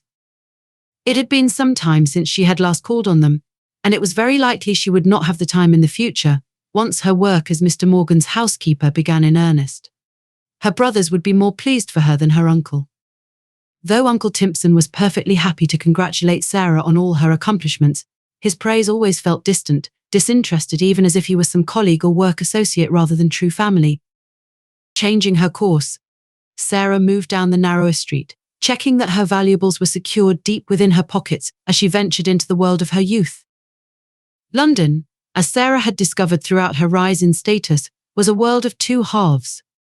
A gossamer curtain seemed to shield one half of the city from the other, keeping the rich and powerful away from those whose circumstances offended their more cultivated senses. As Sarah pushed out across the river and in the direction of the factories and docks, the quality of travellers on the road visibly diminished, as did the quality of the houses and indeed the road itself. Though only a servant, Sarah turned heads as she moved through the increasingly claustrophobic streets. She was prim, proper and clean amongst a sea of dirty, slovenly dressed and sweaty individuals.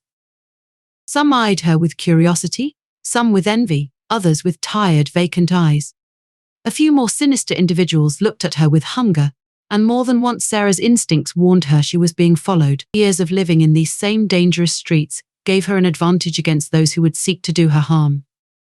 Most of the chancers who followed her quickly drifted away when she turned and fixed them with a challenging look, letting them know she was fully aware of their lurking in the crowds. She knew her way through the winding maze of streets, and always kept to the roads and alleyways that would see her protected by other travellers. Those pickpockets who persisted on following her for any length of time were left disappointed by the lack of opportunity she gave them to make a swipe for her purse or person. Only when Sarah came to a side street between two houses did she put herself in any risk or danger. The narrow passage she slipped down was dark and empty, not really a street at all. It led off the open path and into a small tucked-away annex where poorer families lived in conditions more squalid and intolerable than even she had known in her childhood. This was home to her brothers, 3 grown men, for whom fortune and chance had not been kind. Sarah's fine, black shoes were dirtied by the muddy path underfoot. She splintered her hands on the worn, worm-eaten stairwell that led to a small alcove space 3 floors up in the tightly packed tenement building, and no matter how well she tried to hold her nose, the stench of sewage was strong in the air. Sarah felt a familiar pang of guilt as she moved to her brother's door, and gave her familiar knock 3 raps, a pause, and 1 final rap. She wrapped her arms about herself and inspected the squalor all around her, feeling more than a little self-conscious as a bedraggled and tired woman, in a red dress, and too much makeup cast her a curious glance from down below. What would Mother say if she were to learn that this was how her boys were living now? Sarah asked herself the question so many times when she visited with them, and felt a pang of guilt well up inside of her as she imagined the stern lecture her mother would have for her. She just knew her mother would blame her if she could. Her brothers certainly did. While Walter, Robert and Henry were usually civil and pleasing company, there had been 2 or 3 occasions where they had let their true feelings about their older sister out of the closet. When drunk and moody, any of her brothers would complain about Sarah's fortune and the lack of help she gave them. It did not matter to them that Sarah had no place of her own where they could live, or that her finer clothes were usually given to her by her employers. It didn't even matter much to them that she was always giving them what money she could whenever something went wrong for them, an all too common occurrence. Still, they were her brothers, and as her mother had told her shortly before her death, one day she might have to rely on them, just as they had relied on her. It took a while for anyone to answer the door, and Sarah wondered privately just how it could take her brothers so long to admit her when their home was so small. Finally, Robert came to the door, opening it only a fraction at first, then throwing the door wide open once he caught sight of his sister. "Sarah, and here I thought the West End had swallowed you whole and claimed you forever." Sarah smiled at her second youngest brother, trying to ignore the grime on his face and the chip in the lower front tooth he had earned in a brawl a year back.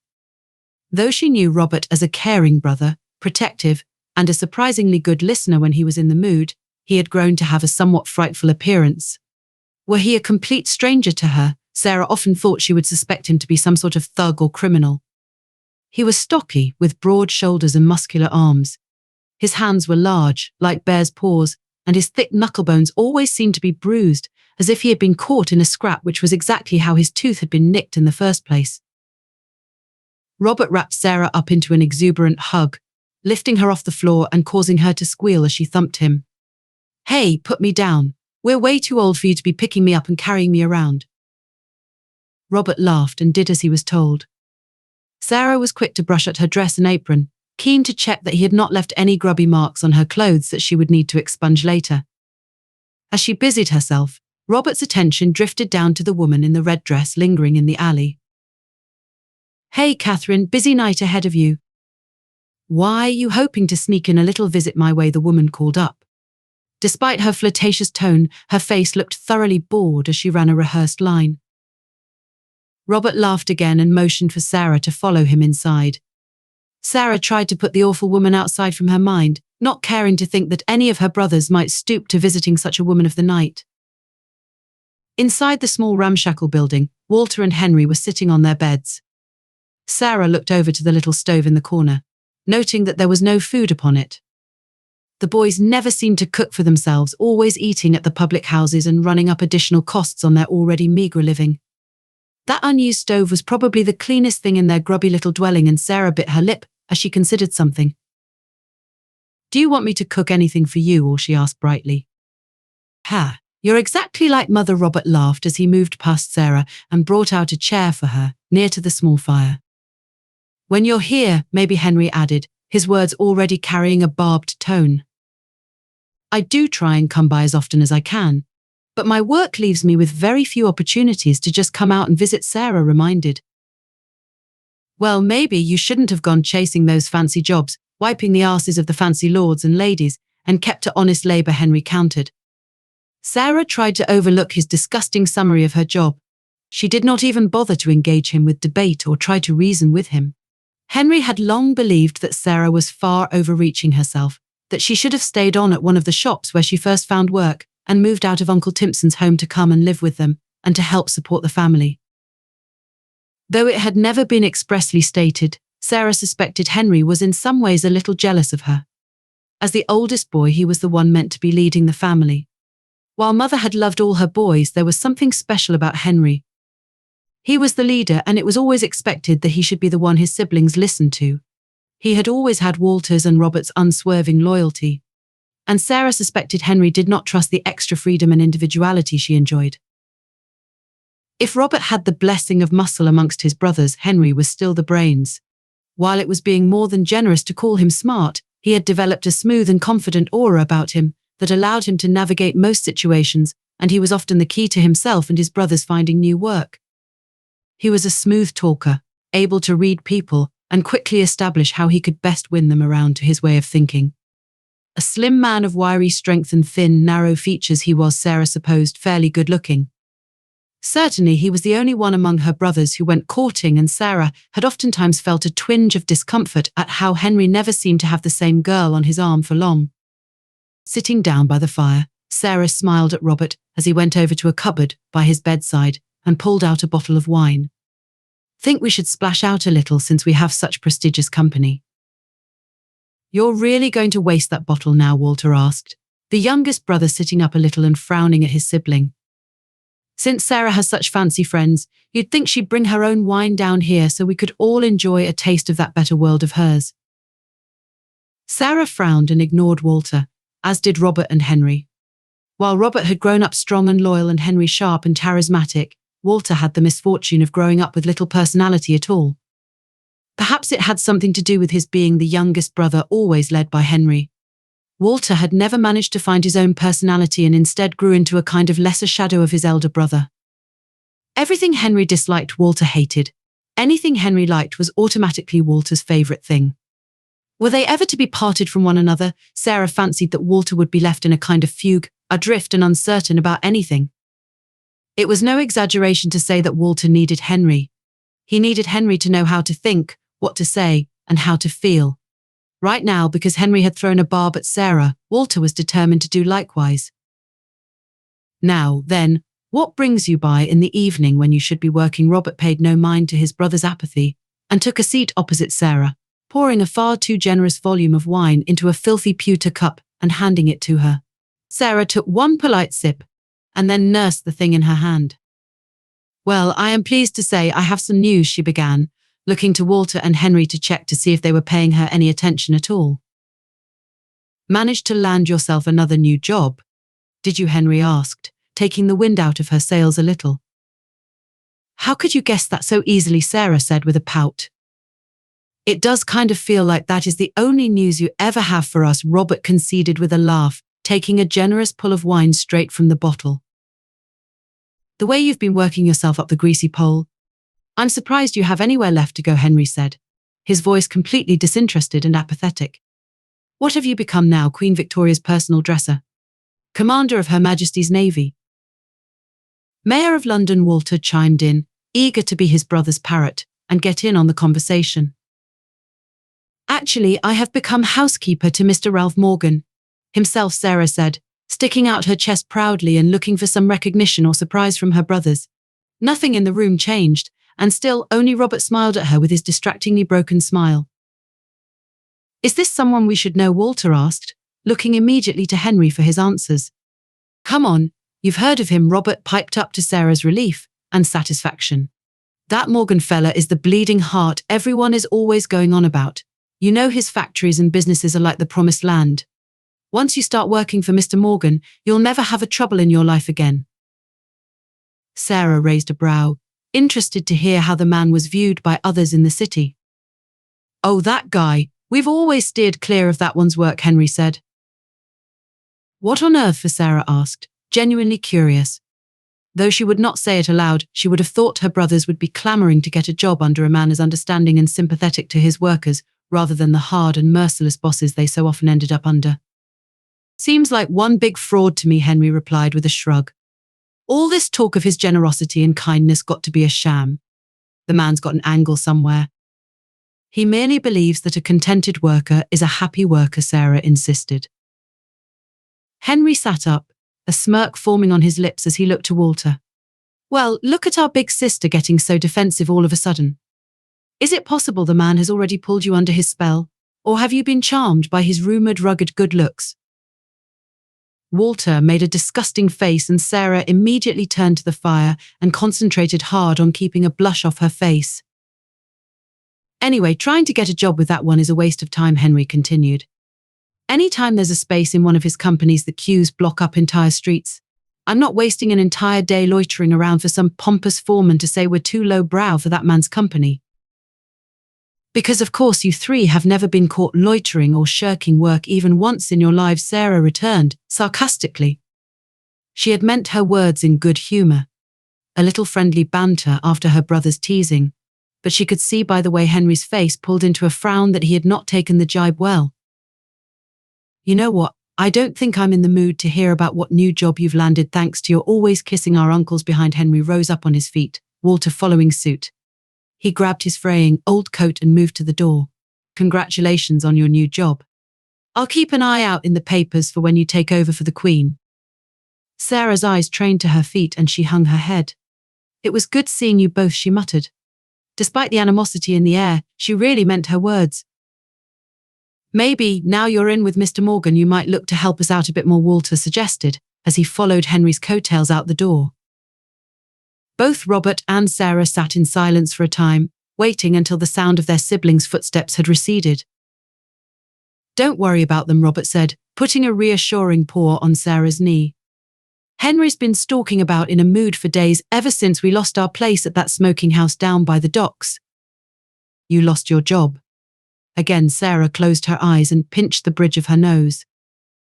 "Hey, it wasn't our fault," Robert assured, "and it was never their fault. Nothing in life was their fault. If there was one constant lesson her younger brothers had committed to heart that their dear departed mother had taught them, it was that they were blameless in everything they ever undertook." Chapter 6. If Sarah had one complaint as she moved into working for Mr. Morgan, it was the lack of work she had to do for the man. The other domestic servants knew their roles and the house ran like clockwork. Though she relished the conversations and laughter that surrounded her days with Mr. Morgan, she felt more than a little guilty to be paid for the privilege of talking with a man whose company she thoroughly enjoyed. From the start, Sarah knew there was an attraction on her part to her handsome and charismatic employer. In the first days of her work, she feared this fascination might become a point of contention and issue for her, but she quickly began to suspect that her attraction for the man was hardly one-sided. Sarah had no real understanding as to why the powerful businessman paid her any attention, but she would not deny the fact before her eyes. It could be seen in the hours they spent conversing in his office in the evenings, and the way Mr. Morgan quickly began to seek her opinion and approval on mundane matters such as his wardrobe and style. It was demonstrated in those stolen glances Sarah noticed from time to time when she walked about the room. She found herself suppressing a pleased smile every time she felt her master's eyes drawing toward her, his mind distracted from his work and reading as she went about her tasks. What was most thrilling about Mr. Morgan's attention was that he was hardly shy with them. Despite the taboo of paying such attention to a servant, Mr. Morgan made no disguise of his interest in Sarah or his desire for her company. Those times when Sarah had caught Mr. Morgan glancing her way were rarely followed by a hasty retreat on the man's part. Unless he truly couldn't afford the distraction, his glances would always be followed by his calling Sarah over where, together, they would descend into another pleasing conversation. He even looked to her for advice on business, valuing her opinion despite her consistent reminders that she had no knowledge or experience of running a business. Only one question remained: where was it all leading?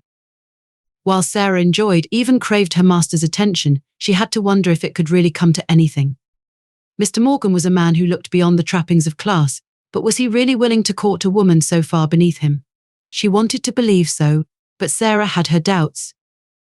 Of only one thing was she sure: if Mr. Morgan's interest in her proved to be only superficial, then her place in his home as a housekeeper would never work out. After just 2 weeks in each other's company, they were already too familiar for master and servant. Tidying away a book and the morning paper from the breakfast table, Sarah tried to orientate her mind away from the pleasing and simultaneously worrisome thoughts that had distracted her so much over the last days. To keep her mind centered and grounded, Sarah tried to occupy herself with some topic or issue that did not focus on the man who was quickly taking over her thoughts. Her brothers. Now, there was a matter Sarah knew she should be putting more of her energies toward. After discovering the three had lost yet another job, she felt that she should redouble her efforts to support them. Henry's jibes at the lack of effort she put into helping them remained with her. Even the pleasing company of Mr. Morgan and the halcyon days of joy she was currently enjoying were not enough to let her completely forget the ties that bound her to her brothers. As she moved toward Mr. Morgan's office, she wondered if perhaps she should take advantage of her new association. Considering her fears for what might happen should the apparent flame between them be snuffed out, she felt a need to strike while the iron was hot. There was, in her position, a real opportunity to do something for her brothers that would change their lives for the better. In her heart, she lifted a silent prayer to God for his favor to shine upon her. Perhaps, in his grace, a way would be opened for her kin to find gainful employment. Courage rose in her heart as she approached the door. "Well, there is an expression I have never seen on your face before, Miss Price. I think this must be the first time I haven't seen you walk in with a smile on your lips." Mr. Morgan's words as she walked into the room brought her attention back to the present moment, and her natural glow returned. That her master could detect even the slightest of changes in her mood pleased her. "Well, there is your smile," returned Mr. Morgan said as he put down his work and put his attention fully on his housekeeper. However, if something is bothering you, I would hope you would feel able to tell me all about it. I hope you have no complaints regarding your work here." "No, nothing like that," Sarah assured. There were her fears regarding their growing closeness, but those could be left for another day. She tried to bring herself to ask the question on her mind, but simply couldn't find the words. Mr. Morgan frowned just a little, seeming to read her mind and sense her reluctance. He sucked in a breath and rose from his seat, straightening his jacket as he moved toward her. "As it happens, I did have something I wished to ask you, Miss Price," the man said, his dark green eyes focused on her as he came to stand before her. "I hope you will not think this an abuse of your services, but I was wondering if you might join me on Saturday night as my guest at a function." Your guest." Sarah could barely believe what she was hearing. Her eyes darted away from his searching gaze, and she turned away, not wishing for the man to see how flustered she had become. "Of course I would not dream of forcing you into such a thing. If the idea makes you in any way uncomfortable, then." "No, I am honestly thrilled for the opportunity, though I do wonder if you have considered the repercussions. Would the hosts not have something to say about you bringing your housekeeper to a soiree?" "If they did, I would be sure never to accept an invitation of theirs again," Mr. Morgan laughed. "I am known throughout town for what they call my progressive attitude. I do not care that you are my housekeeper. I have enjoyed your company here in my home more than I have ever enjoyed the company of any of the young women who generally attend parties such as these. I have difficulty making conversation with the daughters of rivals and partners in business. There is something wholly unsettling about making conversation with a girl when you know their father has all but insisted that they approach me and try to court my interest." "I see, so I am nothing more than an instrument of distraction for you at this party," Sarah suggested. "I am to be your shield against such advances." "I would prefer to call you my knight in shining armor," Mr. Morgan suggested.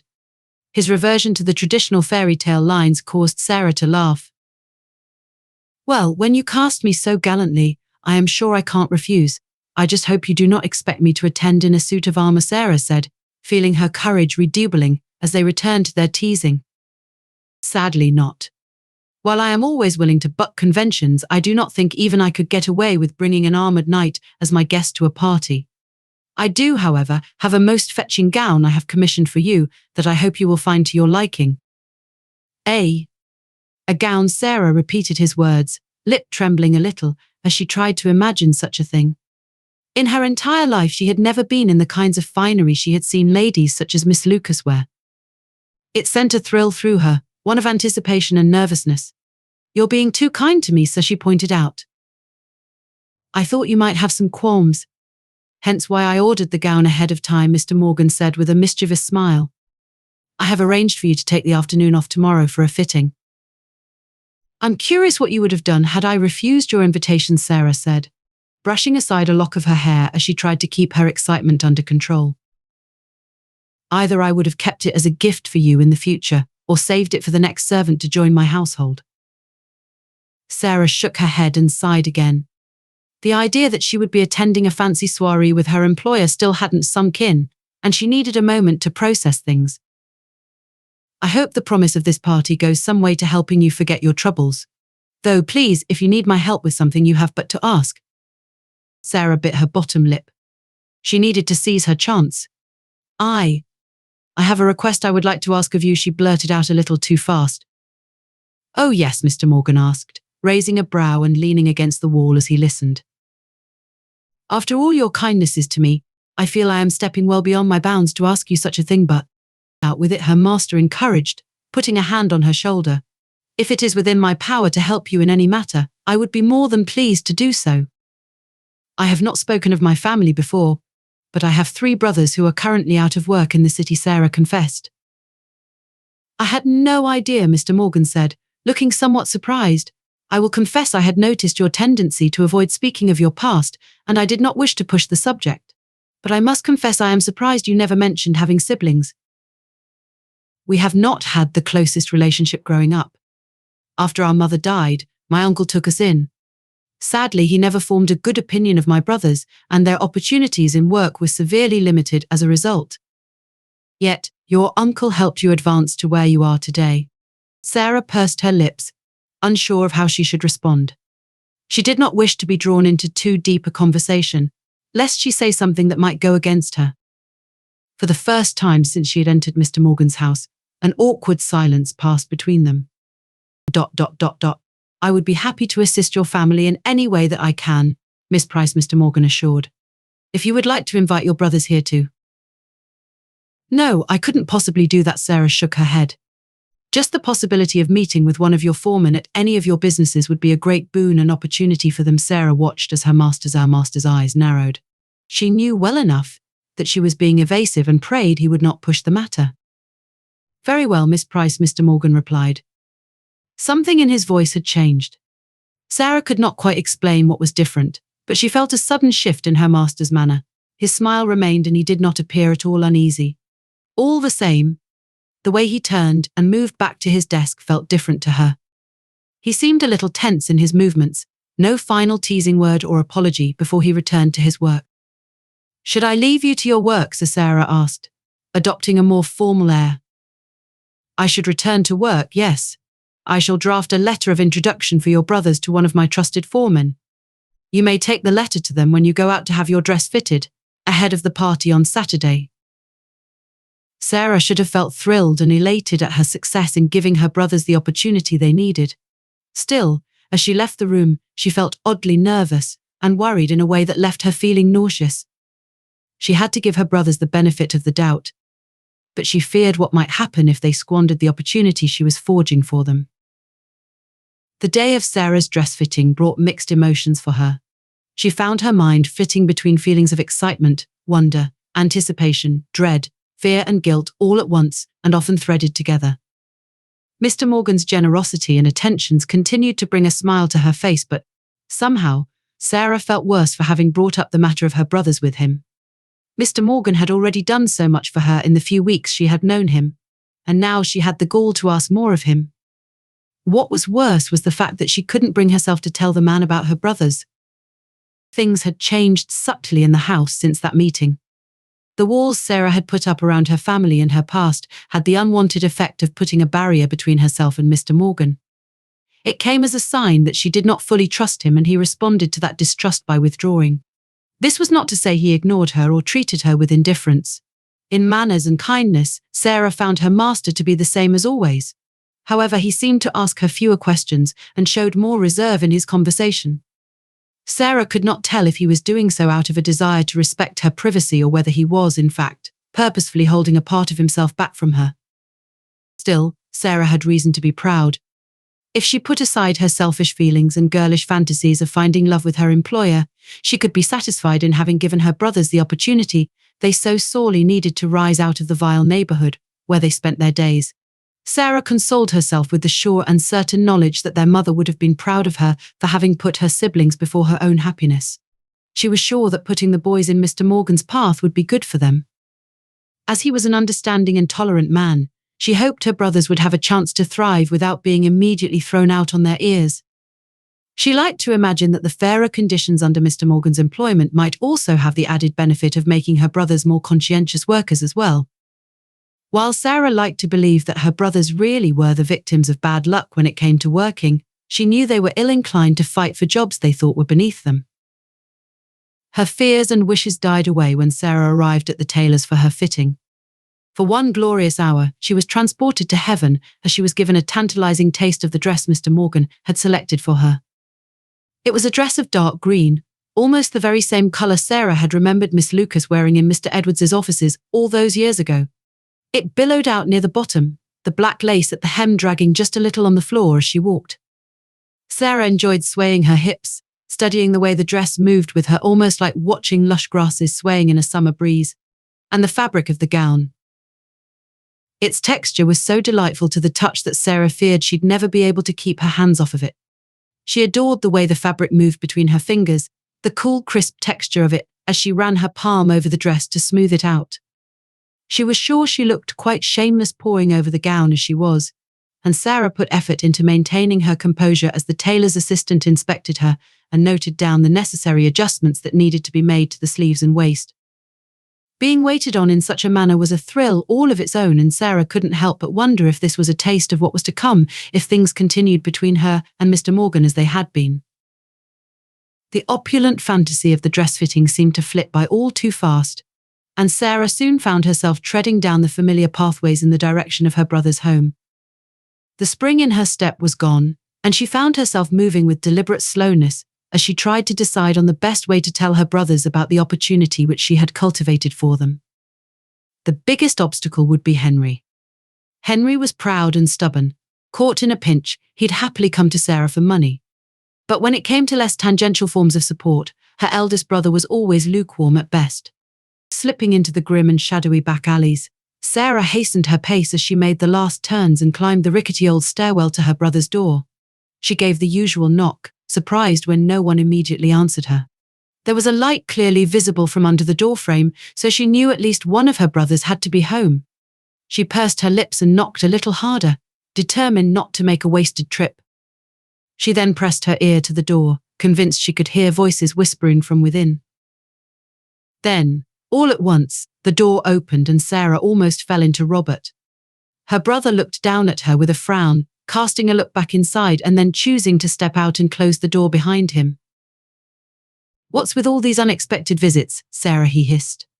Sarah was surprised to see her brother so tense. As he looked back at the closed door behind them, she was certain she saw something like fear in his eyes. "Is this a bad time?" Sarah asked, peering to the door curiously. "We just have some company round, discussing a delicate matter. A proposal, really." Sarah's eyes narrowed. The way Robert stalled between his words, it was all too obvious that something was afoot, and it couldn't possibly be a good thing. When her brothers kept secrets from her, it never turned out to be anything positive. "Who's in there?" Sarah asked, her voice becoming low and challenging. "Just Jimmy and a few friends," Robert said, eyes nervously averting from Sarah's as he spoke. "Jimmy? Just what are you three doing still running around with that good-for-nothing crook? He's been nothing but trouble for you ever since the bakery incident." Sarah's hackles were raised. After everything she had done, the imposition she had made asking her employer to give her brothers a chance, she was not going to hear of them associating with Jimmy again. That man was a bad penny, always turning up just when her brothers ran into another rough patch. Sarah didn't know how Jim did it. She swore he must have spies always keeping an eye out for whenever Henry lost another job.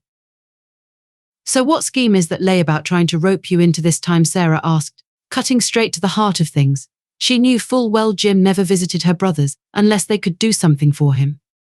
That was just the kind of fair-weather friend he was. "Jim's just visiting," Robert repeated, sticking to official lines. "Well then, it won't be too much of a bother for you if I were to come in," Sarah countered. She had her brother cornered. Robert could only own up to the truth, or else let her come inside. Sarah was quite certain that her brothers would not breathe a word of their real discussion with Jim to her, but at least her presence might keep them from agreeing to anything dangerous or rash.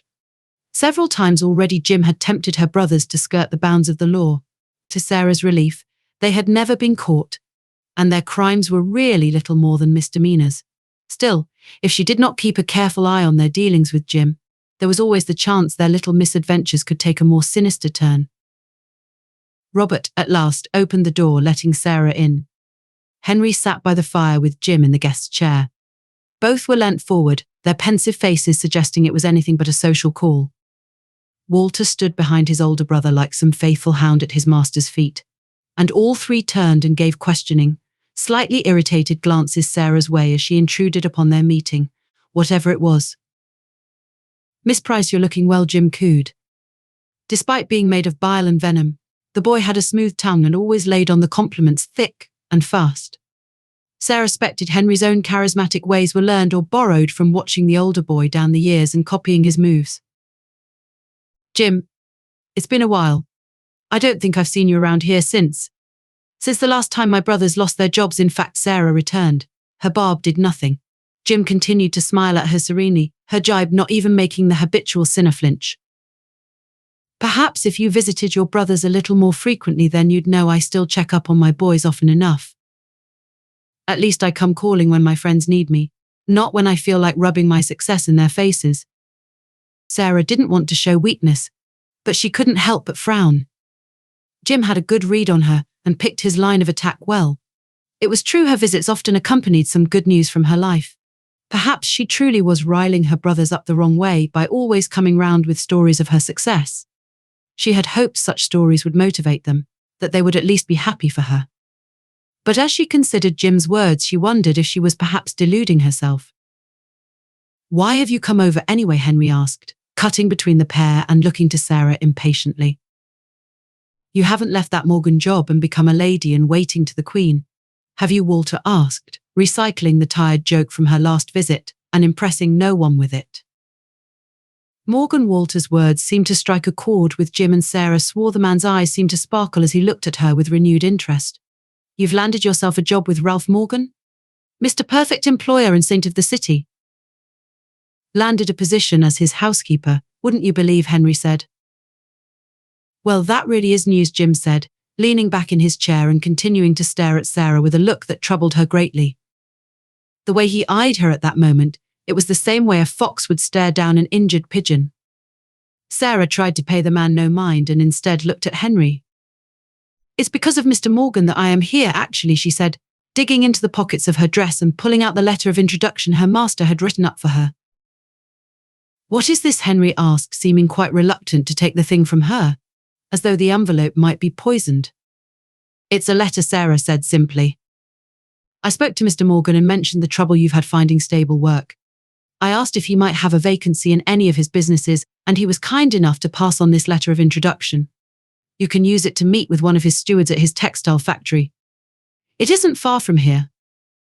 If you work hard, the three of you together would have enough money in a month to move out of this place and rent a decent apartment in the city. And I bet we'd have even more if you were just willing to share a little of your earnings with us. I bet you make more in a single day than the three of us would make in a week, and you have board and lodging on top of that." "I am just doing what I can to help you," Sarah replied, lowering her gaze and heaving a sigh. Of course, Henry would have to find fault with the opportunity she'd created for him. Then, to her surprise, aid came from a most unlikely source. "Now, come on," Jim began, reaching over and taking the letter from her brother. "Seems to me like your sister's really sticking her neck out for you here, and a job at Mr. Morgan's is not the kind of opportunity you pass up. I would love to get me, or one of my boys, a cozy position in one of his factories or shops.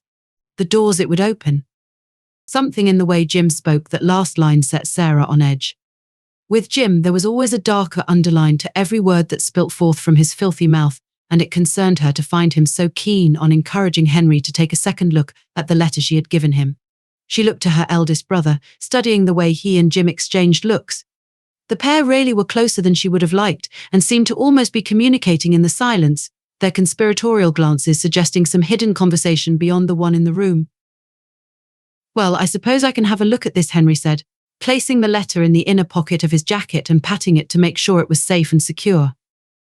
"If that's all you wanted, Sarah, then I hope you don't mind me cutting short the visit. Jim and I really do have a lot of catching up to do and—" No, Jim said, rising from his seat with that easy smile still on his lips. "I was merely coming by to check that you three troublemakers were getting by, but I can see your sister has things well in hand. We can meet again another time." Sarah studied Jim carefully as the man moved past her toward the door. Something in his words had set her on edge. Then again, the man's very presence set her on edge. "You be sure not to waste the opportunity your sister's given you. You three don't know how lucky you are. I'll come by again soon, hopefully to celebrate your new job." Sarah's brow furrowed as she watched Jim leave, wishing she could decipher what was going on in that head of his. She knew he did not have her brother's best interests at heart, but hoped his plans were benign. If she was lucky, Jim's desire to push Henry and her other brothers toward work with Mr. Morgan was just so he could scrounge money off them from time to time once they had a little more money to their name. She hoped it would be that simple.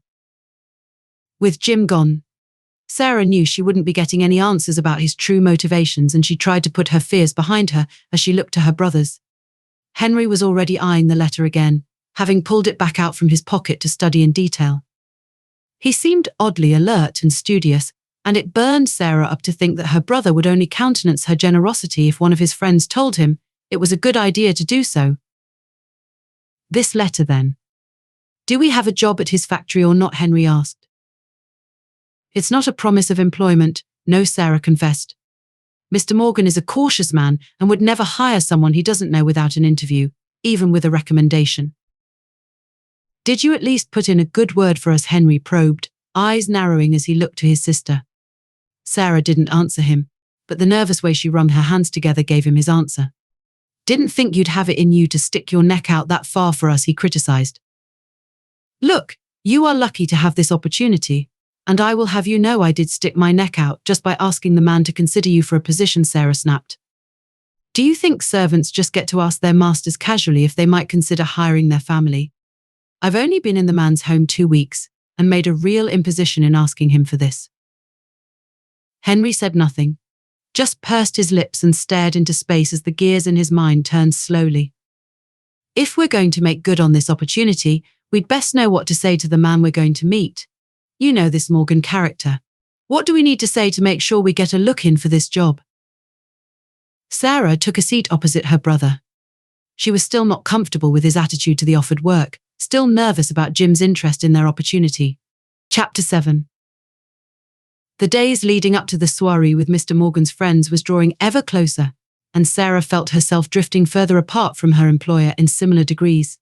She told herself she was not wrong to push the man into considering her brothers for employment in his businesses.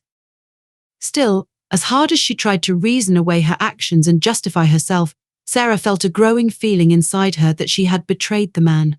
Try as she might to deny it, she knew that Henry, Robert and Walter were not the types of men her employer would ever have considered hiring without her recommendation. She knew too that, despite the new interest her brothers had taken in the offered work, they were not loyal to Mr. Morgan in the way others were, and would not feel that same gratitude that others did. Then, there was the matter of Jim and the interest he had taken in her brother's new opportunity. Try as she might to justify her actions and shoo away her fears, Sarah felt a rising anxiety inside of her as the days wore on. There was no specific fear, just a general unease and worry that her brothers might ruin everything for her. What made this fear all the more maddening was that she could not confide her fears in Mr. Morgan. How could she go to her employer and tell him that she had fears about her brothers working under him when she herself had pleaded their case? How could Mr. Morgan trust her again if she admitted to their past failings and litany of disappointed bosses they had left behind them in their short span of years? Sarah had doomed herself to silence, a silence made worse by her employer's perceptive eyes. She knew beyond the shadow of a doubt that Mr. Morgan was aware there had been a change in her. He seemed very alive to her mood, and it almost disappointed her to find that he respected her privacy enough not to force her to talk to him. A part of her yearned for her employer to summon her to his office and demand that she tell all that was on her mind. 2 days before the party, Sarah was granted her half-wished-for summons, and she moved to her employer's office with trembling footsteps, her mind running wild with 1,000 scenarios of what Mr. Morgan might say to her. Mr. Morgan had mentioned a desire to speak with her at breakfast that morning. There was no emotion in his voice, nothing to hint at disapproval, but his deadpan expression was worrisome all by itself. More importantly, the fact that Mr. Morgan felt a need to schedule a meeting, rather than just speaking his mind at the breakfast table, suggested a certain formality to the proceedings, further evidence of his hardening heart and the growing distance that had come between them in the last days. Coming to her master's door, Sarah noticed that it was closed, a new and unsettling sight. She straightened her back and knocked lightly. She hoped Mr. Morgan would laugh at her formality and tell her not to worry so much. But all she heard from the other side of the door was a professional enter. Sarah opened the door and slipped inside, finding her master sitting at his desk with several papers before him. He seemed to be in the middle of composing a letter, and he took a moment's pause to finish his train of thought on the page before looking up at Sarah. It would never have been that way a week ago. A week ago, Sarah was quite sure the man would have gladly thrown down his pen and abandoned his work the moment she entered the room. "Please take a seat," her master invited. The politeness was as before, so was a smile, but everything felt so professional now. "You wished to see me?" Sir Sarah inquired. She could feel her heart palpitating fast inside her chest. It was only 2 days before the soiree. Could Mr. Morgan have come to regret inviting her to the party and now look to rescind that invitation in light of their growing coldness? "I would like to ask your opinion on a matter," her master said. That came as a surprise. It had been days since Mr. Morgan had sought her advice on any matter, and it was odd indeed that he should so suddenly desire it again. I will do my best to offer what assistance I can, Sarah said. Your brothers. How would you describe them? I am looking for your personal take as the one who knows them longest and best. Sarah tensed in her seat, her fingers gripping the armrests, as though she might be suddenly thrown to the floor. She took a deep breath and tried to think of an answer that was both honest and diplomatic. She could guess well enough that something must have happened for Mr. Morgan to be asking the question in so serious a voice. I take it from your silence you are having some difficulty forming an answer to the question. Despite Mr. Morgan's combative words, Sarah felt no malice or ill intent from him. If anything, he sounded disappointed. I do not know what to say about them, Sarah said, trying to buy herself a moment. Why had she not rehearsed an answer for this? She had spent so much time imagining being interrogated by her master on this very question, and yet she had not taken the time to formulate a suitable answer. Would you call your brothers trustworthy? Mr. Morgan asked, narrowing the focus of his question as he continued to study her. Those eyes that Sarah had once been so thrilled to feel gazing towards her now sent a shudder through her. I must ask. Has something happened? Sarah could not find her words, and she hated herself for it. Her loyalty to her siblings prevented her from answering Mr. Morgan, and her loyalty to Mr. Morgan prevented her from lying to him also. You seem very fast to suspect something, Mr. Morgan observed. He took a deep breath, eyes moving away to gaze upon the fire. It was as though he could not stand to look at her at that moment. Sarah said nothing, waiting for her employer to explain all that had happened. I will admit, it would be so much easier if your brothers had been caught doing something, her employer mused. As it happens, my workers reported the 3 young men before anything could happen, alerting me to suspicions that concern me greatly. Suspicions. Sarah felt her mind calm a little, relieved that her brothers had done nothing concrete to jeopardize their employment. At the same time, she felt a stirring of frustration. I have been told the 3 of them behave very differently to others in my employment. They keep to themselves, often lingering after work, and finding their way to places in my factory where they have no business being. They could have merely been wanting to get to know the place, Sarah suggested. You would hardly have blamed me for wandering the rooms of your house in the evening to better learn my way around the place. More than once you have caught me browsing the bookshelves in your library. That is true, her employer said. Still, their movements have alarmed my foremen and others in my staff, people I trust implicitly. They have mentioned your brothers lingering near doors. No one can get a good look because one of them will invariably be acting as a lookout while the other 2 are obscured round a corner. My men tell me freely that no one has seen anything, but they have heard things and suspect your brothers may be looking to work out which doors to the factory are weakest. Sarah felt bile growing in her as she readied herself to defend her brothers once again, just as her mother would have wanted, just as she was sick of doing after so many years. She sucked in a breath, eyes narrowing as she looked to fight for their corner. Honestly, Mr. Morgan, I am a little disappointed that you would look immediately to judge my brothers. You have always seemed the type who would not be blinded by prejudices and others' presuppositions. I have only the word of my other employees to go on, the man said, frowning a little as he found himself at loggerheads with her. You should know I take great care in selecting my employees, and each has proven themselves trustworthy. When they come to me with suspicions of this nature, I cannot simply ignore them. Well, I say maybe you should, Sarah replied. I have seen this pattern of behavior in relation to my brothers and I am sick of it. Just because my brothers live in a poorer community, because their clothes are a little worse for wear and Robert is so intimidating to look upon, they always end up cast as untrustworthy. I can sympathize with your frustrations, Miss Price, but your words do lead to further questions in and of themselves. Such as? Sarah's reply was snappy, combative. Of all people, she had not expected Mr. Morgan to be so doubtful and judgmental with her brothers. Such as the previous employment record of your brothers before you asked me to extend them an offer of work, Mr. Morgan said. My foremen were diligent enough to come to me with more than just suspicions and factory floor gossip. After the workers expressed their fears and concerns regarding your brothers, my men decided to dig a little into their previous employment history. I see. And you found therein a series of disgruntled employers who never gave them the proper chance they deserved. I will have you know my brothers have never once been arrested or charged with committing a felony in their place of work. No, it is true that my men uncovered nothing to suggest that your brothers are criminals. But Sarah really fired for laziness, sleeping during work hours, arriving late, brawls with other workers. Even if I put aside the more alarming suspicions my foremen have brought to me, I am surprised by what they have uncovered about your brothers. I am, if I am truly honest, disappointed that you did not have the decency to tell me of their past difficulties.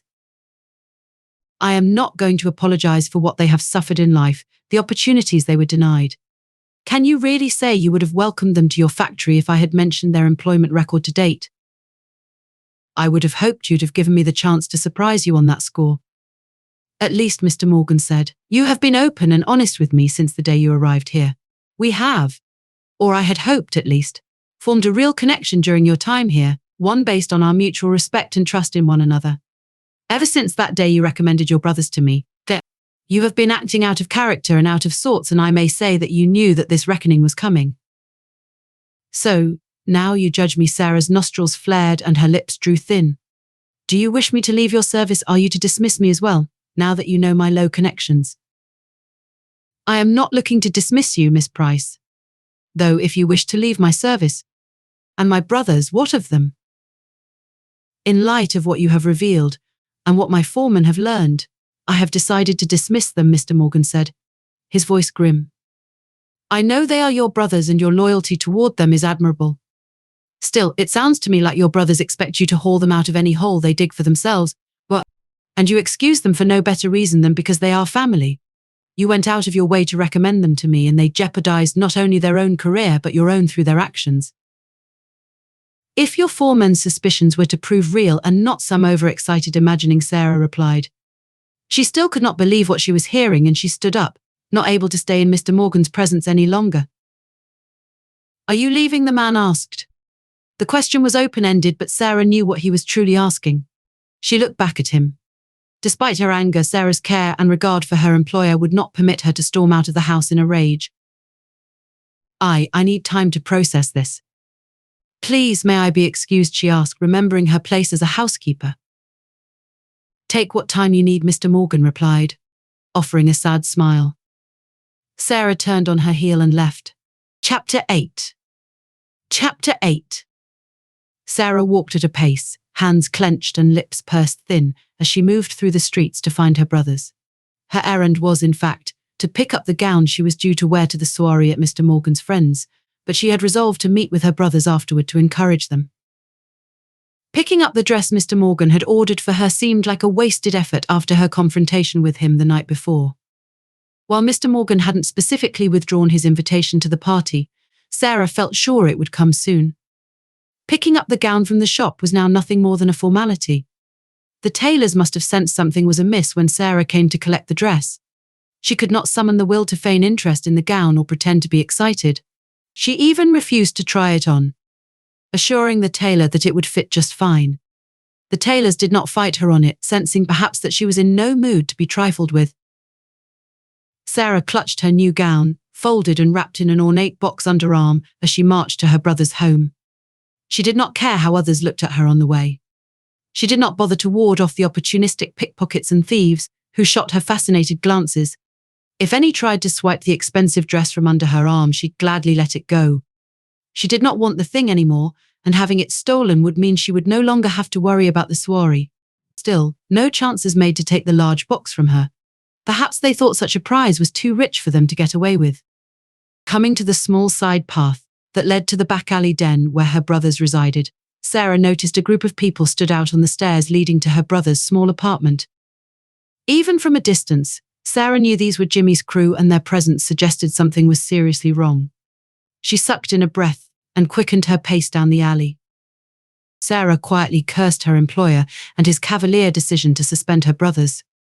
The three had suffered enough at the hands of distrustful employers, and Sarah could only imagine where they might go from here. With each new rejection and dismissal, her brothers were being pushed closer and closer to the life of crime Jimmy led. She had no doubt their friend was there, hoping to recruit them, persuade them to give up on the straight and narrow and tread a darker path. Determined not to let her siblings give up, Sarah pushed past Jimmy's boys on the stairs and fought her way to the front door, where Henry seemed to be in the middle of a tense conversation with his so-called friend. "Look, how was I supposed to know it would end up like this?" her eldest brother said, his voice a whining hiss. As Sarah slowed up and looked between her brother and his visitor, she wondered if Jimmy really was trying to tempt Henry to darker work as she had suspected. Jimmy's expression was one of anger and impatience. His usual rogue smile was absent, and his arms were crossed tight across his chest as he listened to Henry. Behind him, a rough-looking man, tougher even than Robert, lurked like some trained attack dog. "Hey, boss. The boy's sister is here," one of the other men said, alerting Jimmy and Henry to Sarah's presence. Well. And I guess we have you to thank for this," Jimmy sneered. "I tell you, Henry, I bet your sister was the one who landed you in this mess.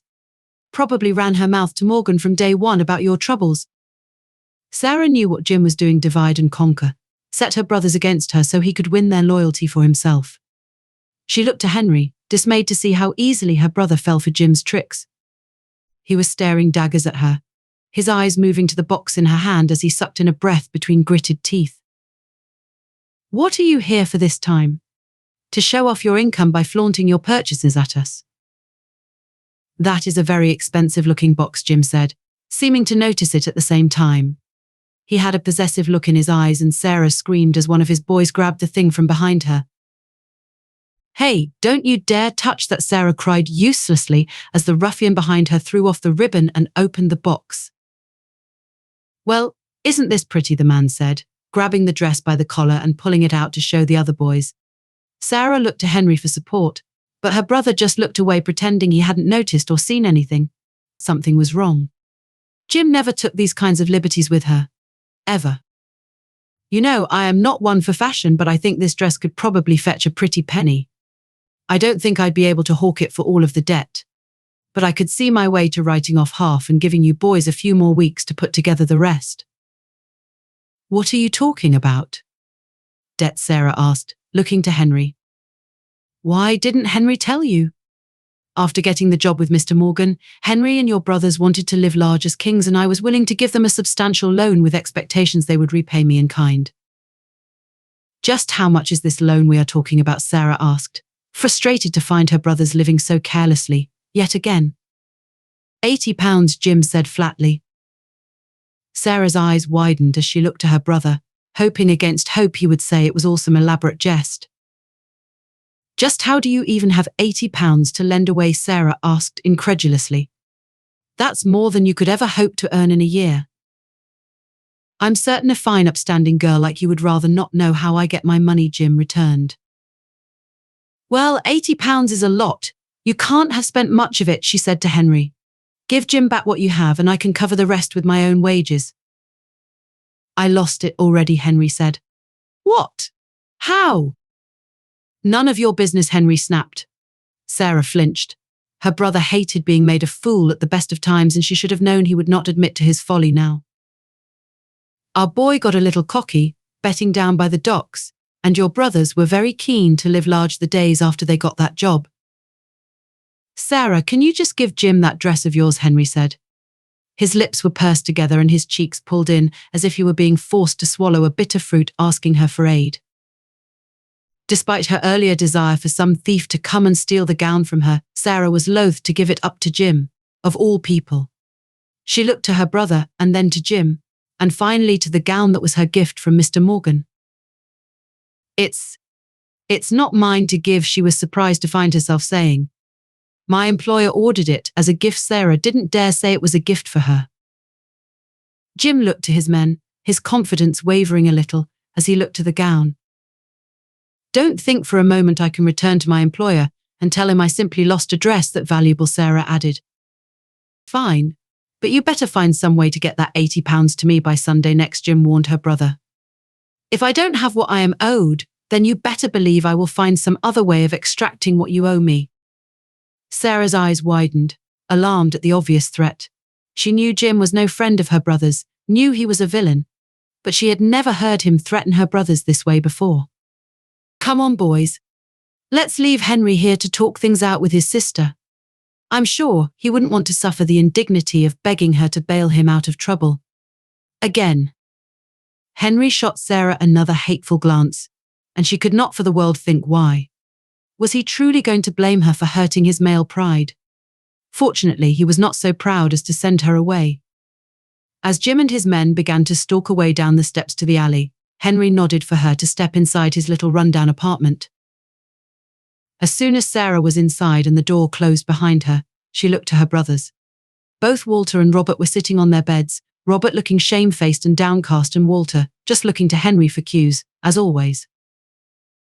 "What on earth?" Sarah screamed, flying into an aggressive rage she had never known in all her years looking out for her brothers.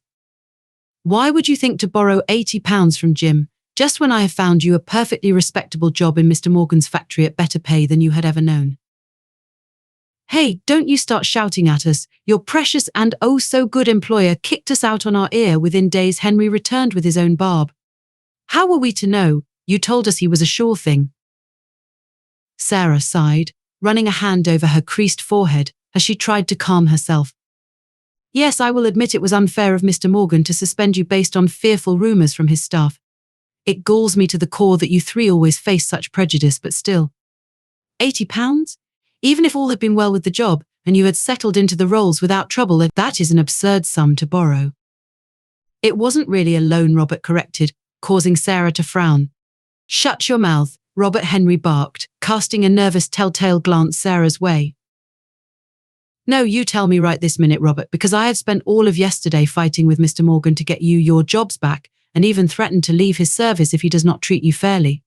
So, if anything is going on here that I need to know about, then you tell me now, or I will not help you pay even a single pound back to Jim. Do you hear me?" "Sarah, come on, you wouldn't. We're family," Walter whined, looking at her with expectant eyes and a smile that suggested he expected her to simply cave into their whims. That look riled her, reminding her of Mr. Morgan's observations the previous day that she had tried so hard to refute. "It sounds to me like your brothers expect you to haul them out of any hole they dig for themselves, and you excuse them for no better reason than because they are family." "No, you know what? I am deadly serious," Sarah said, earning a surprised look from Walter, who looked immediately to Henry for support. "Didn't you hear Jim? They're going to get men after us if we don't pay up. You can't really just let them do that to us," Henry said. "What would Mother say?" "Just what makes him think he can threaten you at all?" Sarah asked. "I have never seen Jim act like that, ever. This must be about more than money. Tell me everything that's going on here, and I want the truth." "Come on, Sarah. You don't want to know what we need to do to scrape by when the whole world is against us," Robert moaned. "We get told we're not pulling enough weight in a job, and before you know it, we're out on our ear. We had to do something to get by in those lean times." Sarah felt an icy chill run down her back. She did not want to ask what her brothers had resorted to in order to get by. But as she considered the reports Mr. Morgan's men had made, a fearful suspicion settled in. "You couldn't. Don't tell me you fell into the same dodgy work Jim is always offering. I thought you were better than that." "Maybe we wouldn't have had to if you just looked after us as Mother had always asked," Walter interjected. "You know well enough I gave you all I could to help you survive," Sarah returned, in no mood now to be made the villain or scapegoat. "It's you. It's you three living large and never saving a penny, always shirking off and blaming your employers for not understanding you. I've defended you three for so long, but I just can't keep pretending anymore, not when you try and blame me for your misfortunes. It is your fault you are in this mess. I mean, really, what kind of idiot would think to borrow £80 and then spend it all in 2 weeks? "I am not an idiot," Henry roared. He rushed forward, eyes wide and body trembling with anger. In all her years, Sarah had never seen him like this. Then again, she had never stood up to him like this. He was in her face, spittle hitting her cheek as he roared at her. Robert stood up, uneasy. "We had a sure thing with Jim. That £80 was our payment for letting his boys sneak into that dumb factory and help themselves to a few bits and pieces to sell from time to time." What Sarah's face turned white, and she felt ill inside as she stared in disbelief at her brother. "How could you?" "Oh, come on, Sarah, don't go defending that employer of yours. It wasn't like we were going to steal his life savings. He makes more than enough not to notice a few odd bits of merchandise going missing from time to time. You three really were trying to test the doors and find ways out of the factory, weren't you? Maybe we wouldn't have tried our luck if you hadn't sold your man as a bleeding heart and a soft touch." "I never called him either of those things," Sarah admonished. I told you he was a good man who cared for his employees and treated them fairly. Henry snarled at her, turning his back on Sarah as he stalked to the far side of the room. You can think what you like about us. I think it's pretty clear our uncle changed you. You're not a prize girl. Mother would turn in her grave if she saw you picking Mr. Morgan's side over your own brothers. Sarah sucked in a breath, lips pursing as she felt a steely resolve settle over her. I never said I wouldn't help you, Henry, she replied. Her words earned a surprised glance from Robert and that irritating grin from Walter. Henry turned more slowly, his anger melting to reveal the charismatic, placid smile he usually reserved for his women. I'm sorry I shouted at you. I should have known you still knew your place, deep down. And I promise you this will be the last time we will need you to bail us out. Now, tell me, do you have £80 you can lend us to sort the debt with Jim? No, Sarah said. She noticed Walter fix her with a doubtful expression and repeated herself again. No, I do not have £80 just lying about. What kind of money do you think I make to have that kind of sum just ready to hand to you? Easy, Sarah. Let's keep our voices down, Henry eased, still keeping to his calmer voice. I can think of one way we can get what we need, but you need to promise that you are with us. I need to know that you understand that we are just doing what we need to do to get by. What were you thinking? Sarah asked, her voice resolute and firm as she looked at her brother. That dress you have, it's for a party, right? Does this mean Mr. Morgan will be out of the house someday soon? Perhaps taking some lucky lady out on the town? Actually, he had invited me to the soiree with some business associates. Even better, Henry said with a smile. All you need to do is one thing for us and we will be able to give Jim what he wants, avoid a beating, and settle the score with that Morgan for throwing us out in the first place. And you don't have to worry, we'll make sure nothing leads back to you, Sarah. All you need to do is go to that party and leave us away into the man's property. I know, just the way in, Sarah said. I guess I have no choice. And as you say, it would never have come to this if Mr. Morgan and all those others had just treated you fair. I guess it's time I stopped pretending. Henry smiled, pulling Sarah into a rare hug as he kissed her forehead. That's my girl. Chapter 9. Sarah stood in her bedroom, inspecting herself in front of the full-length mirror. Her gown fitted her beautifully, hugging her upper body like a glove and accentuating her figure. The corset beneath was not done up too tight and Sarah felt quite comfortable in the dress. Her hair had been made into an elegant braided updo, the braids held in place by pins adorned with beautiful diamonds. The way they sparkled in her hair, it was as if crystallized raindrops had settled on her head. Gold earrings and a matching necklace, inlaid with emeralds, completed the look and left Sarah feeling like a duchess, every bit as refined as Miss Lucas and more. To dress in such finery should have left her heart soaring, but Sarah could only frown as she looked herself over in the mirror. You look truly beautiful, a voice from behind her caused Sarah to turn, and she looked at Mr. Morgan for a moment. His face, too, was grim, not at all celebratory or content as he stood before her in his finest. Sarah tried to hold his gaze, but her gaze moved to the floor as she hung her head and heaved a sigh. We should probably go down to the carriage soon. It is already waiting for us, Mr. Morgan said. He tried to smile again, but it didn't hold. With a stiff motion, the man put out his arm and Sarah took it dutifully as she let him lead her downstairs to the door. At the bottom, Sarah left Mr. Morgan's side, moving to the back of the house to put out the lights and, more crucially, to ensure the servant's door was left unlocked. When she returned, her face was stony and resolute, looking far more like she was set to attend a funeral than a party. Mr. Morgan said nothing, linking his arm with hers as they stepped out into the night together. We can go. They're in the carriage, Walter whispered to his brothers. The youngest of the trio had been put on watch duty, lingering in the shadows of the alley as a lookout, while Robert and Henry lingered in the darkened back streets of the row of houses.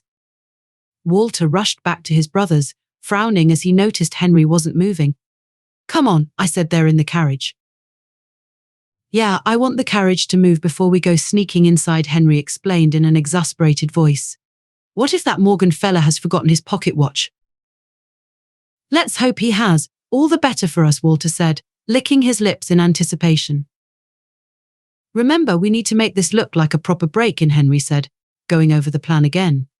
Once we're inside, we need to turn the place upside down, and Robert, you need to smash up the back window and door. Make it look like we forced our way in. But make sure you keep the noise down as you work. Don't worry, I know how to break things quietly, Robert assured. I'll just scuff up the door a bit, and it'll convince the bobbies that someone went at it with a crowbar. Good, Henry nodded, taking several deep breaths as they waited for the sound of hooves to signal their sisters and Mr. Morgan's departure. I must say, I didn't think Sarah would go along with this, Robert mused. I never thought she'd understand what we need to do to get by. Don't fool yourself into thinking Sarah is happy with any of this. She is definitely looking down on us, just like always. But she knows that family is everything and she wouldn't want to disappoint Mother. Don't think she'll do this for us again, and we best never let her think we're ever going to do something like this again. She'll probably make us promise, after we're done here, that we're going to go down the straight and narrow, living in poverty and honesty instead, rather than living as we should.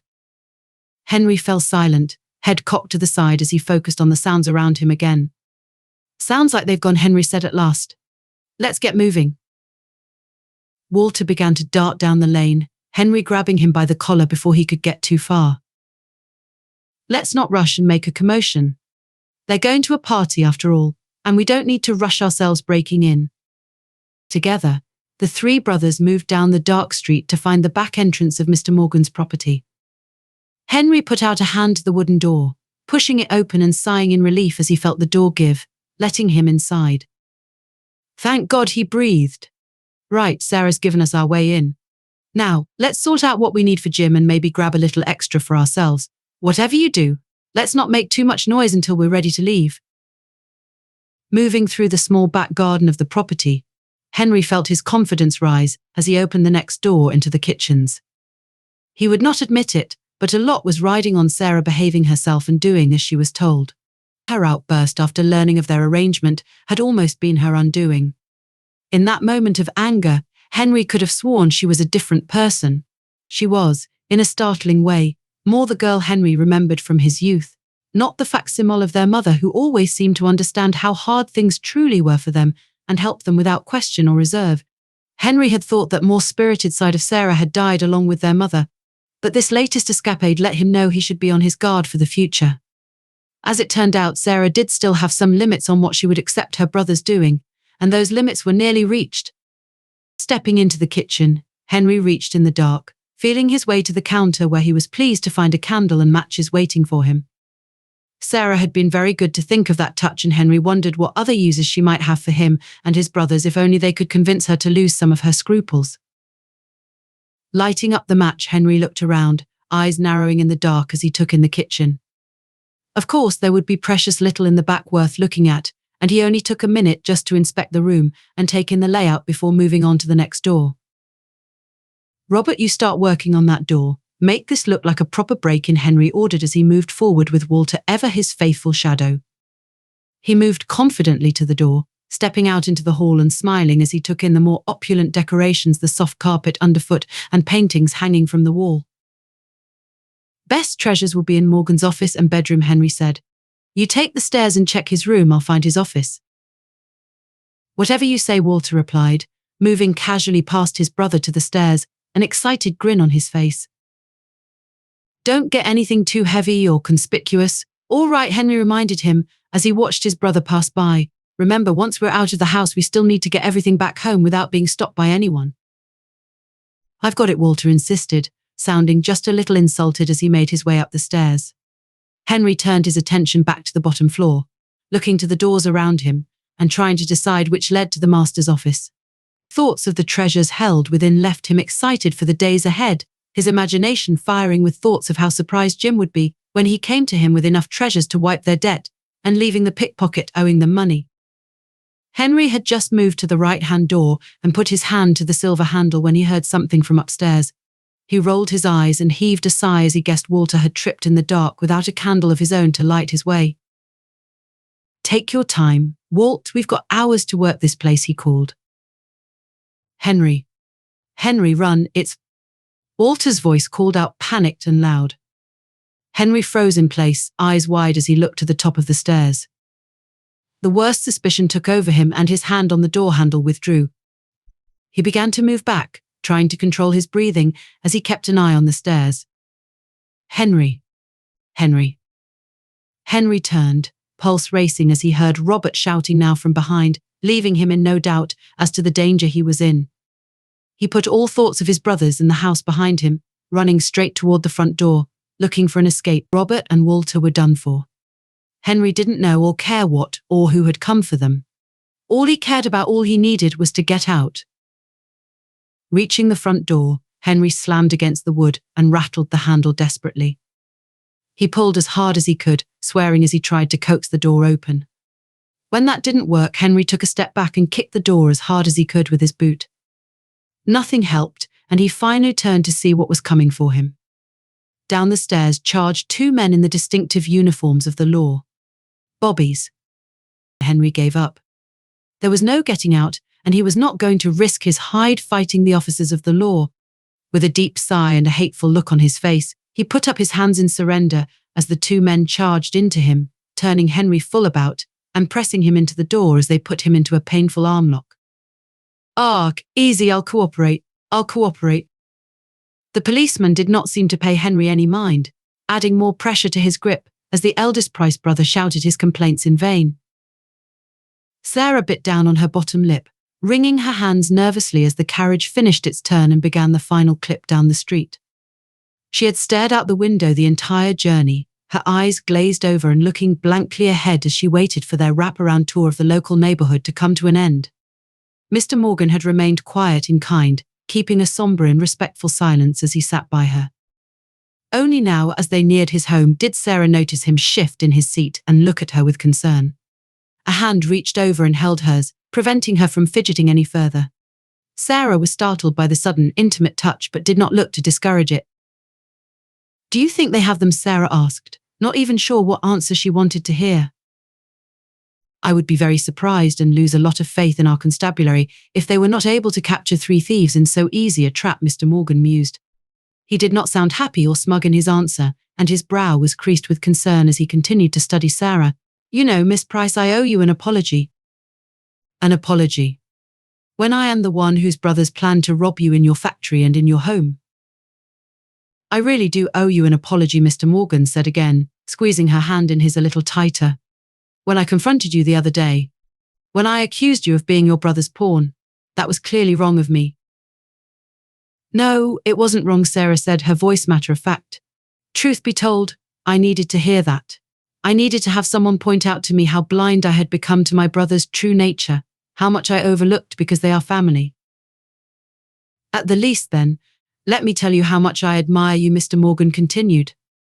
The carriage had come to a halt, but he did not look to get out immediately. "I can't imagine how hard it must have been to act against your brothers like this." "I only did as I always promised Mother I would," Sarah replied. "I acted in their best interests. Only your words showed me that what was right for them, sadly, was not what they would wish for." Mr. Morgan nodded and took a deep breath as his driver opened the door for them. "You might wish to remain in the carriage," Miss Price, her master, suggested. Sarah smiled but shook her head. "I know you have my best interests at heart, but I think I need to face this. It would not do to hide from my brothers in this." "Very well, I will be with you all the while," her master assured. Coming to the front door, Mr. Morgan rapped 3 times, waiting for the officers inside to let him in. The lights in the hall were all lit now, and the bobbies brought to his home now congregated around the dining room, where Henry, Robert and Walter could be heard running through a myriad of pleas, excuses, and threats to those who had captured them. Sarah lingered in the hall for a minute, clinging tight to Mr. Morgan's arm as she listened to the pathetic sound of her brothers. She felt a fresh surge of guilt threatened to overwhelm her as she considered how much she was to blame for how this had turned out, how her inaction and decisions had led them to this pitiable point. Mr. Morgan remained by Sarah's side, a silent and constant companion. He did not rush her into the dining room, giving her the moment she needed to compose herself as she tried to work out just what she would say to her brothers. She knew they would not understand. She knew they would never forgive her. Still, she had to try. Entering the room, Sarah tried to walk tall, to keep her eyes on her brothers and not to look away or hide as she let them see her. This was important.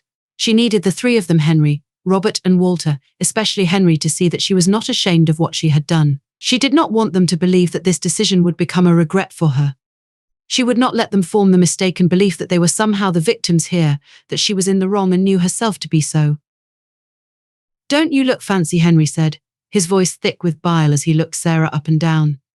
"Are these the rewards for betraying your own family?" "Do not speak," Mr. Morgan said, his voice low and commanding.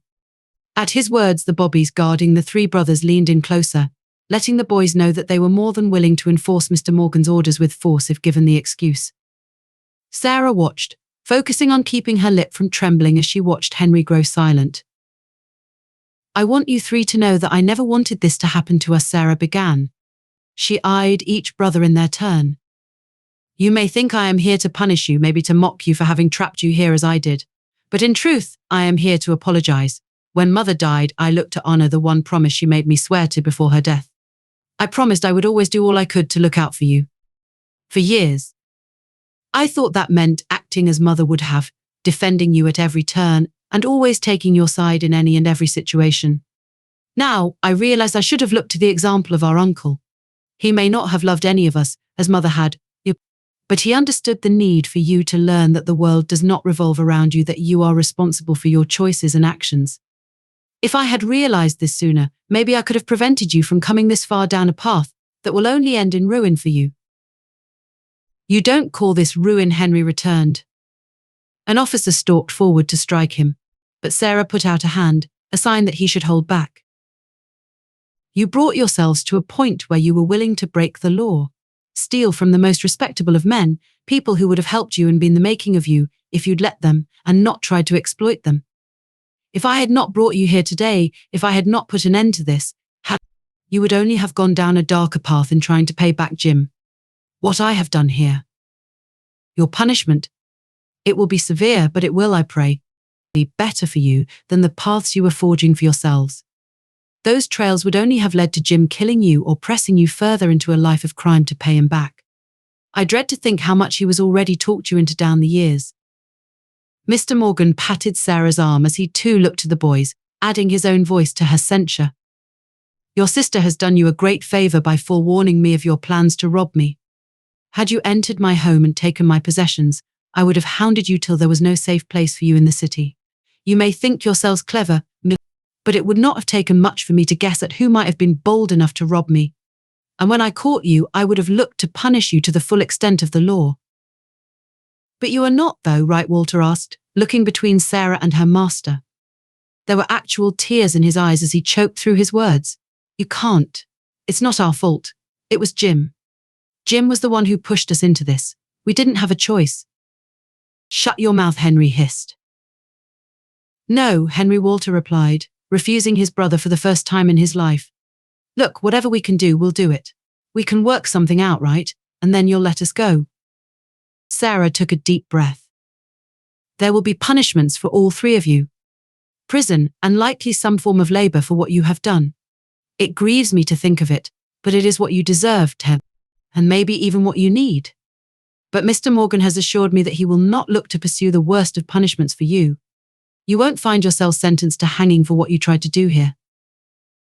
And if you can be of assistance in bringing this Jim to justice, I believe that would curry favor with the courts. I can tell you where Jim lives.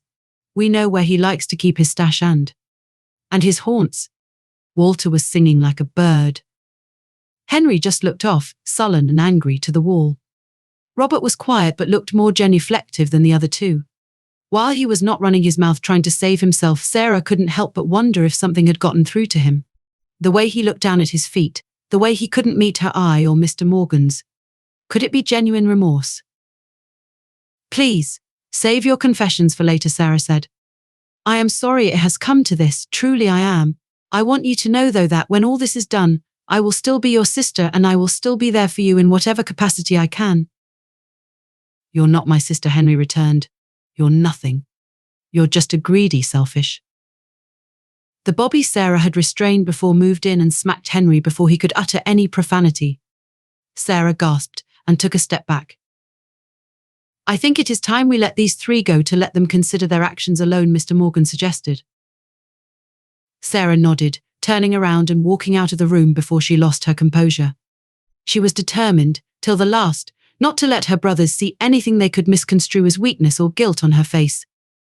She knew they would not understand that the tears that threatened to spill from her cheeks weren't those of guilt for what she had done, but tears for what she had not done through countless times and opportunities past. Chapter 10. Sarah sat in the living room chair. It was not her right.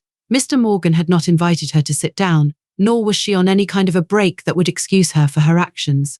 She was meant to be dusting down the living room, but had been stopped in her tracks when she had seen the paper on the small coffee table, open to an article that could not fail to catch her attention. Family of incompetents to be deported. Foiled thieves make an embarrassment in court as their sentence is issued. Sarah had stared at the article for what felt like an age, unable to tear her eyes from it and unable to continue her work until she had read it in full. She had not even truly noticed what she was doing as she moved to her master's chair and studied the article closely. The journalist responsible for the piece looked to make light of the whole affair, and Sarah could well imagine readers of it would smirk and laugh at the stupidity of her brothers.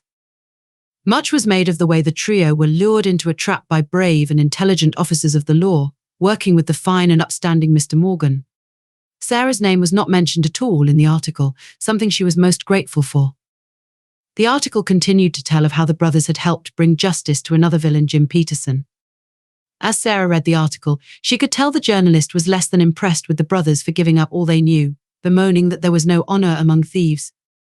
Sarah read through the whole thing, never stopping or putting the paper down, even when the writer's joking and mocking account of her brothers set her blood close to boiling. She had to read through to the end to know just what had happened to them, what punishment had been laid down for their crimes. When she reached the end of the article, Sarah felt her breath catch and her body stiffen as she read the words. Prison and hard labor. Sarah continued to gaze blankly at the paper in her hands long after she had finished reading. Her breathing had become heavier, and she fought to keep control of her emotions at that moment. She was to be left alone. Though she knew from the start that labor away from London was the likely punishment her brothers could look to receive for their crimes, it was another thing to see it written in print. Her brothers were to be shipped away, and there was no telling if they would ever return to her. The ties that bound her to her brothers were as good as broken, and in their severance, she found herself left alone. A knock at the door reminded her that she was not as alone as she had supposed. Miss Price. Mr. Morgan stood in the doorway, uncertain and patient. Sarah immediately threw the paper back onto the side table and leapt out of her chair as if the cushions were filled with hot coals. Mr. Morgan, please forgive me. I should never have presumed to sit in your chair. I should have been. I was just getting ready to. It is quite all right, her employer said, moving into the room.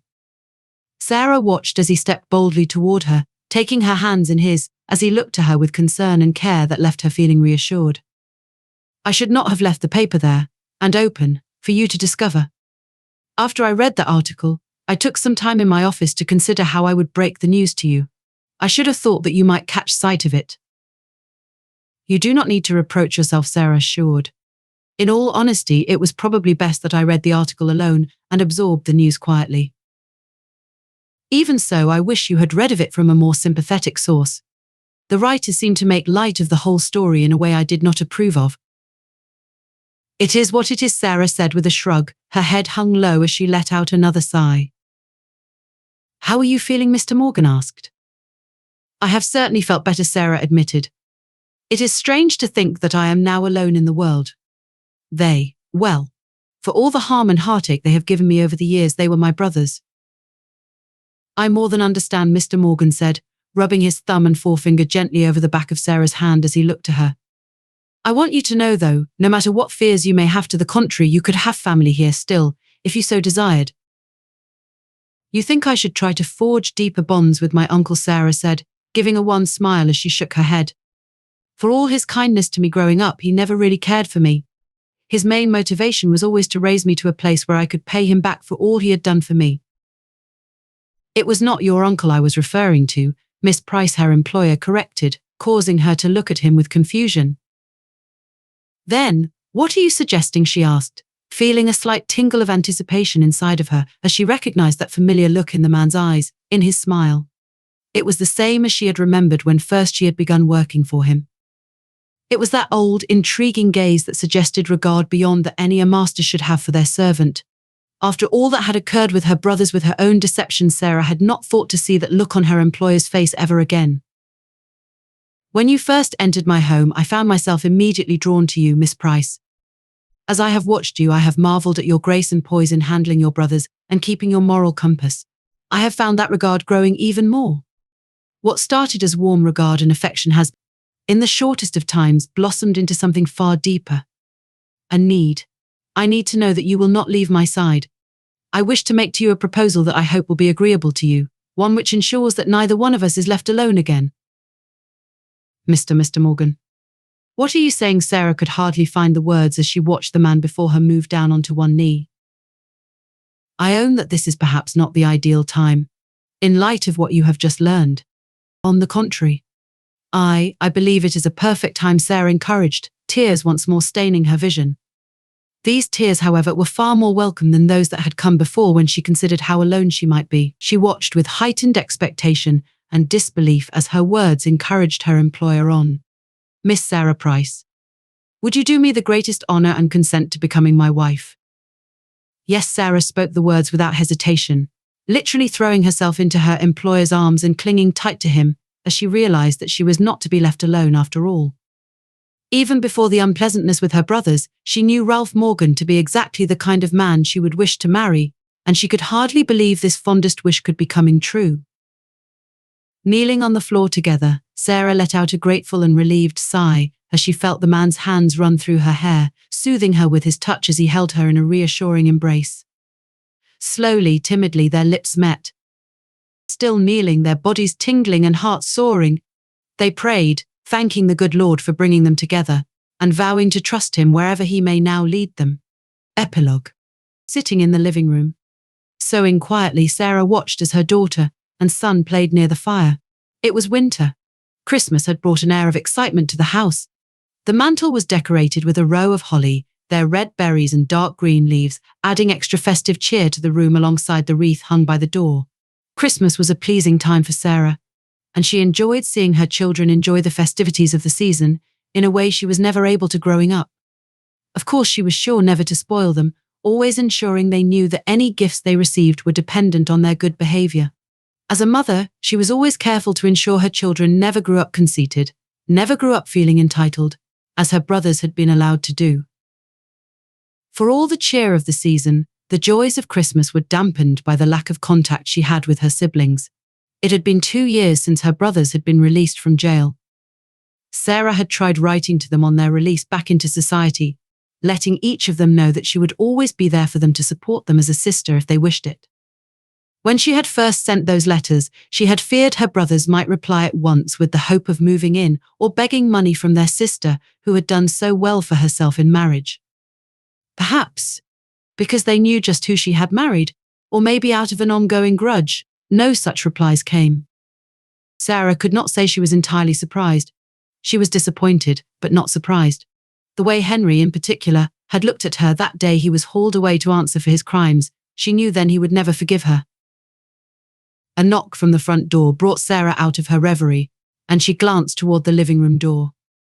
Ordinarily, the housekeeper would answer, but her husband was already standing by the door, having just come out of his office nearby. Sarah sat and listened quietly, trying to discern just which of her husband's many associates and friends had come to call. She frowned as she tried to place the voice, knowing it to be familiar but unable to put a name to it. A few minutes passed, and finally Ralph came into the room, wearing an expression partway between surprise and uncertainty that left Sarah perplexed. "Well, who is it?" she asked gently, noting that the front door hadn't even been closed. A chill breeze was already filling the house, and she bristled as she waited for her husband's answer. "It is your brother, Robert." Sarah's mouth dropped open. Her children looked to her with questioning eyes and she stared back, her lips pulling into a nervous and surprised smile. But she couldn't get ahead of herself. What does he want?" she asked, trying to maintain her calm. "I believe it would be best if you ask him yourself," Ralph said. "I will be right by you." Sarah nodded and rose from her chair, bidding her children stay where they were. Ralph waited for her to step out into the hall, closing the living room door behind him as he led his wife to the door. "Robert?" Sarah gasped to see her brother, older and looking a little tired in the face, staring at her. He smiled, revealing that one chipped tooth. "Sarah, I know I should have written you a letter, announced that I was coming, but—" "No, it's all right," Sarah assured him. She wanted to run straight out and hug her brother, but she held back a moment. What brings you here?" "I wanted to thank you for what you did for me. I know Henry and Walter would disown me for coming here. But we haven't spoken for years now anyway. I meant to visit sooner, but I guess I was ashamed." Robert Sarah smiled, a relief filling her to see her brother before her, seeming like an entirely new man. "You really forgive me for what I did to you?" "There is nothing to forgive," Robert said with a shrug. "You were right to do what you did. If it weren't for your actions that night so many years ago, who knows what would have become of us?" Sarah looked to Ralph, who smiled at her and gave an encouraging nod. She parted from her husband's side and stepped out into the cold street, immediately wrapping her arms around her brother and holding him in a tight embrace. "You don't know how much it means to me to see you again." "I feared you wouldn't care to see my face again," Robert whispered in his sister's ear as they held one another. "I told you back then. You will always be family," Sarah said. She pulled away, sniffing a little as she smiled at her brother and then looked back to her husband. "You know, Robert, we were going to sit down to dinner soon," Ralph said, easily picking up on his wife's desire. "Why don't you join us? It would be a pleasure to have you join us." Are you certain?" Robert asked, looking nervously to the man he had once tried to rob so many years back. "Yes, I am certain," Ralph said with a nod. "You are as much my family now as your sister is. I'd love you to meet my children. It would be a dream come true for them to have an uncle they could know." "You have children?" Robert asked, eyes going wide with genuine delight and excitement. "Come in and meet them," Ralph said, moving aside from the door to let their visitor in. Sarah, sensing her brother's reluctance and shame, led him by the hand, letting him know through her gesture that he did not have to fear anything. The ties that bound remained, and could only grow stronger now he had come back to her. The end. Thank you for listening. Here at PureRead, we aim to serve you, our dear readers and listeners, with good, clean Christian stories. You can be assured that any PureRead book you pick up will not only be hugely enjoyable but free of any objectionable content. We are deeply thankful to you for choosing our books. Your support means that we can continue to provide stories like the one you have just listened to. Please like and subscribe to our channel. That way you'll be the first to hear when new stories arrive for your enjoyment. To browse our range of clean and wholesome titles, go to pureread.com. God bless you and thank you again for listening.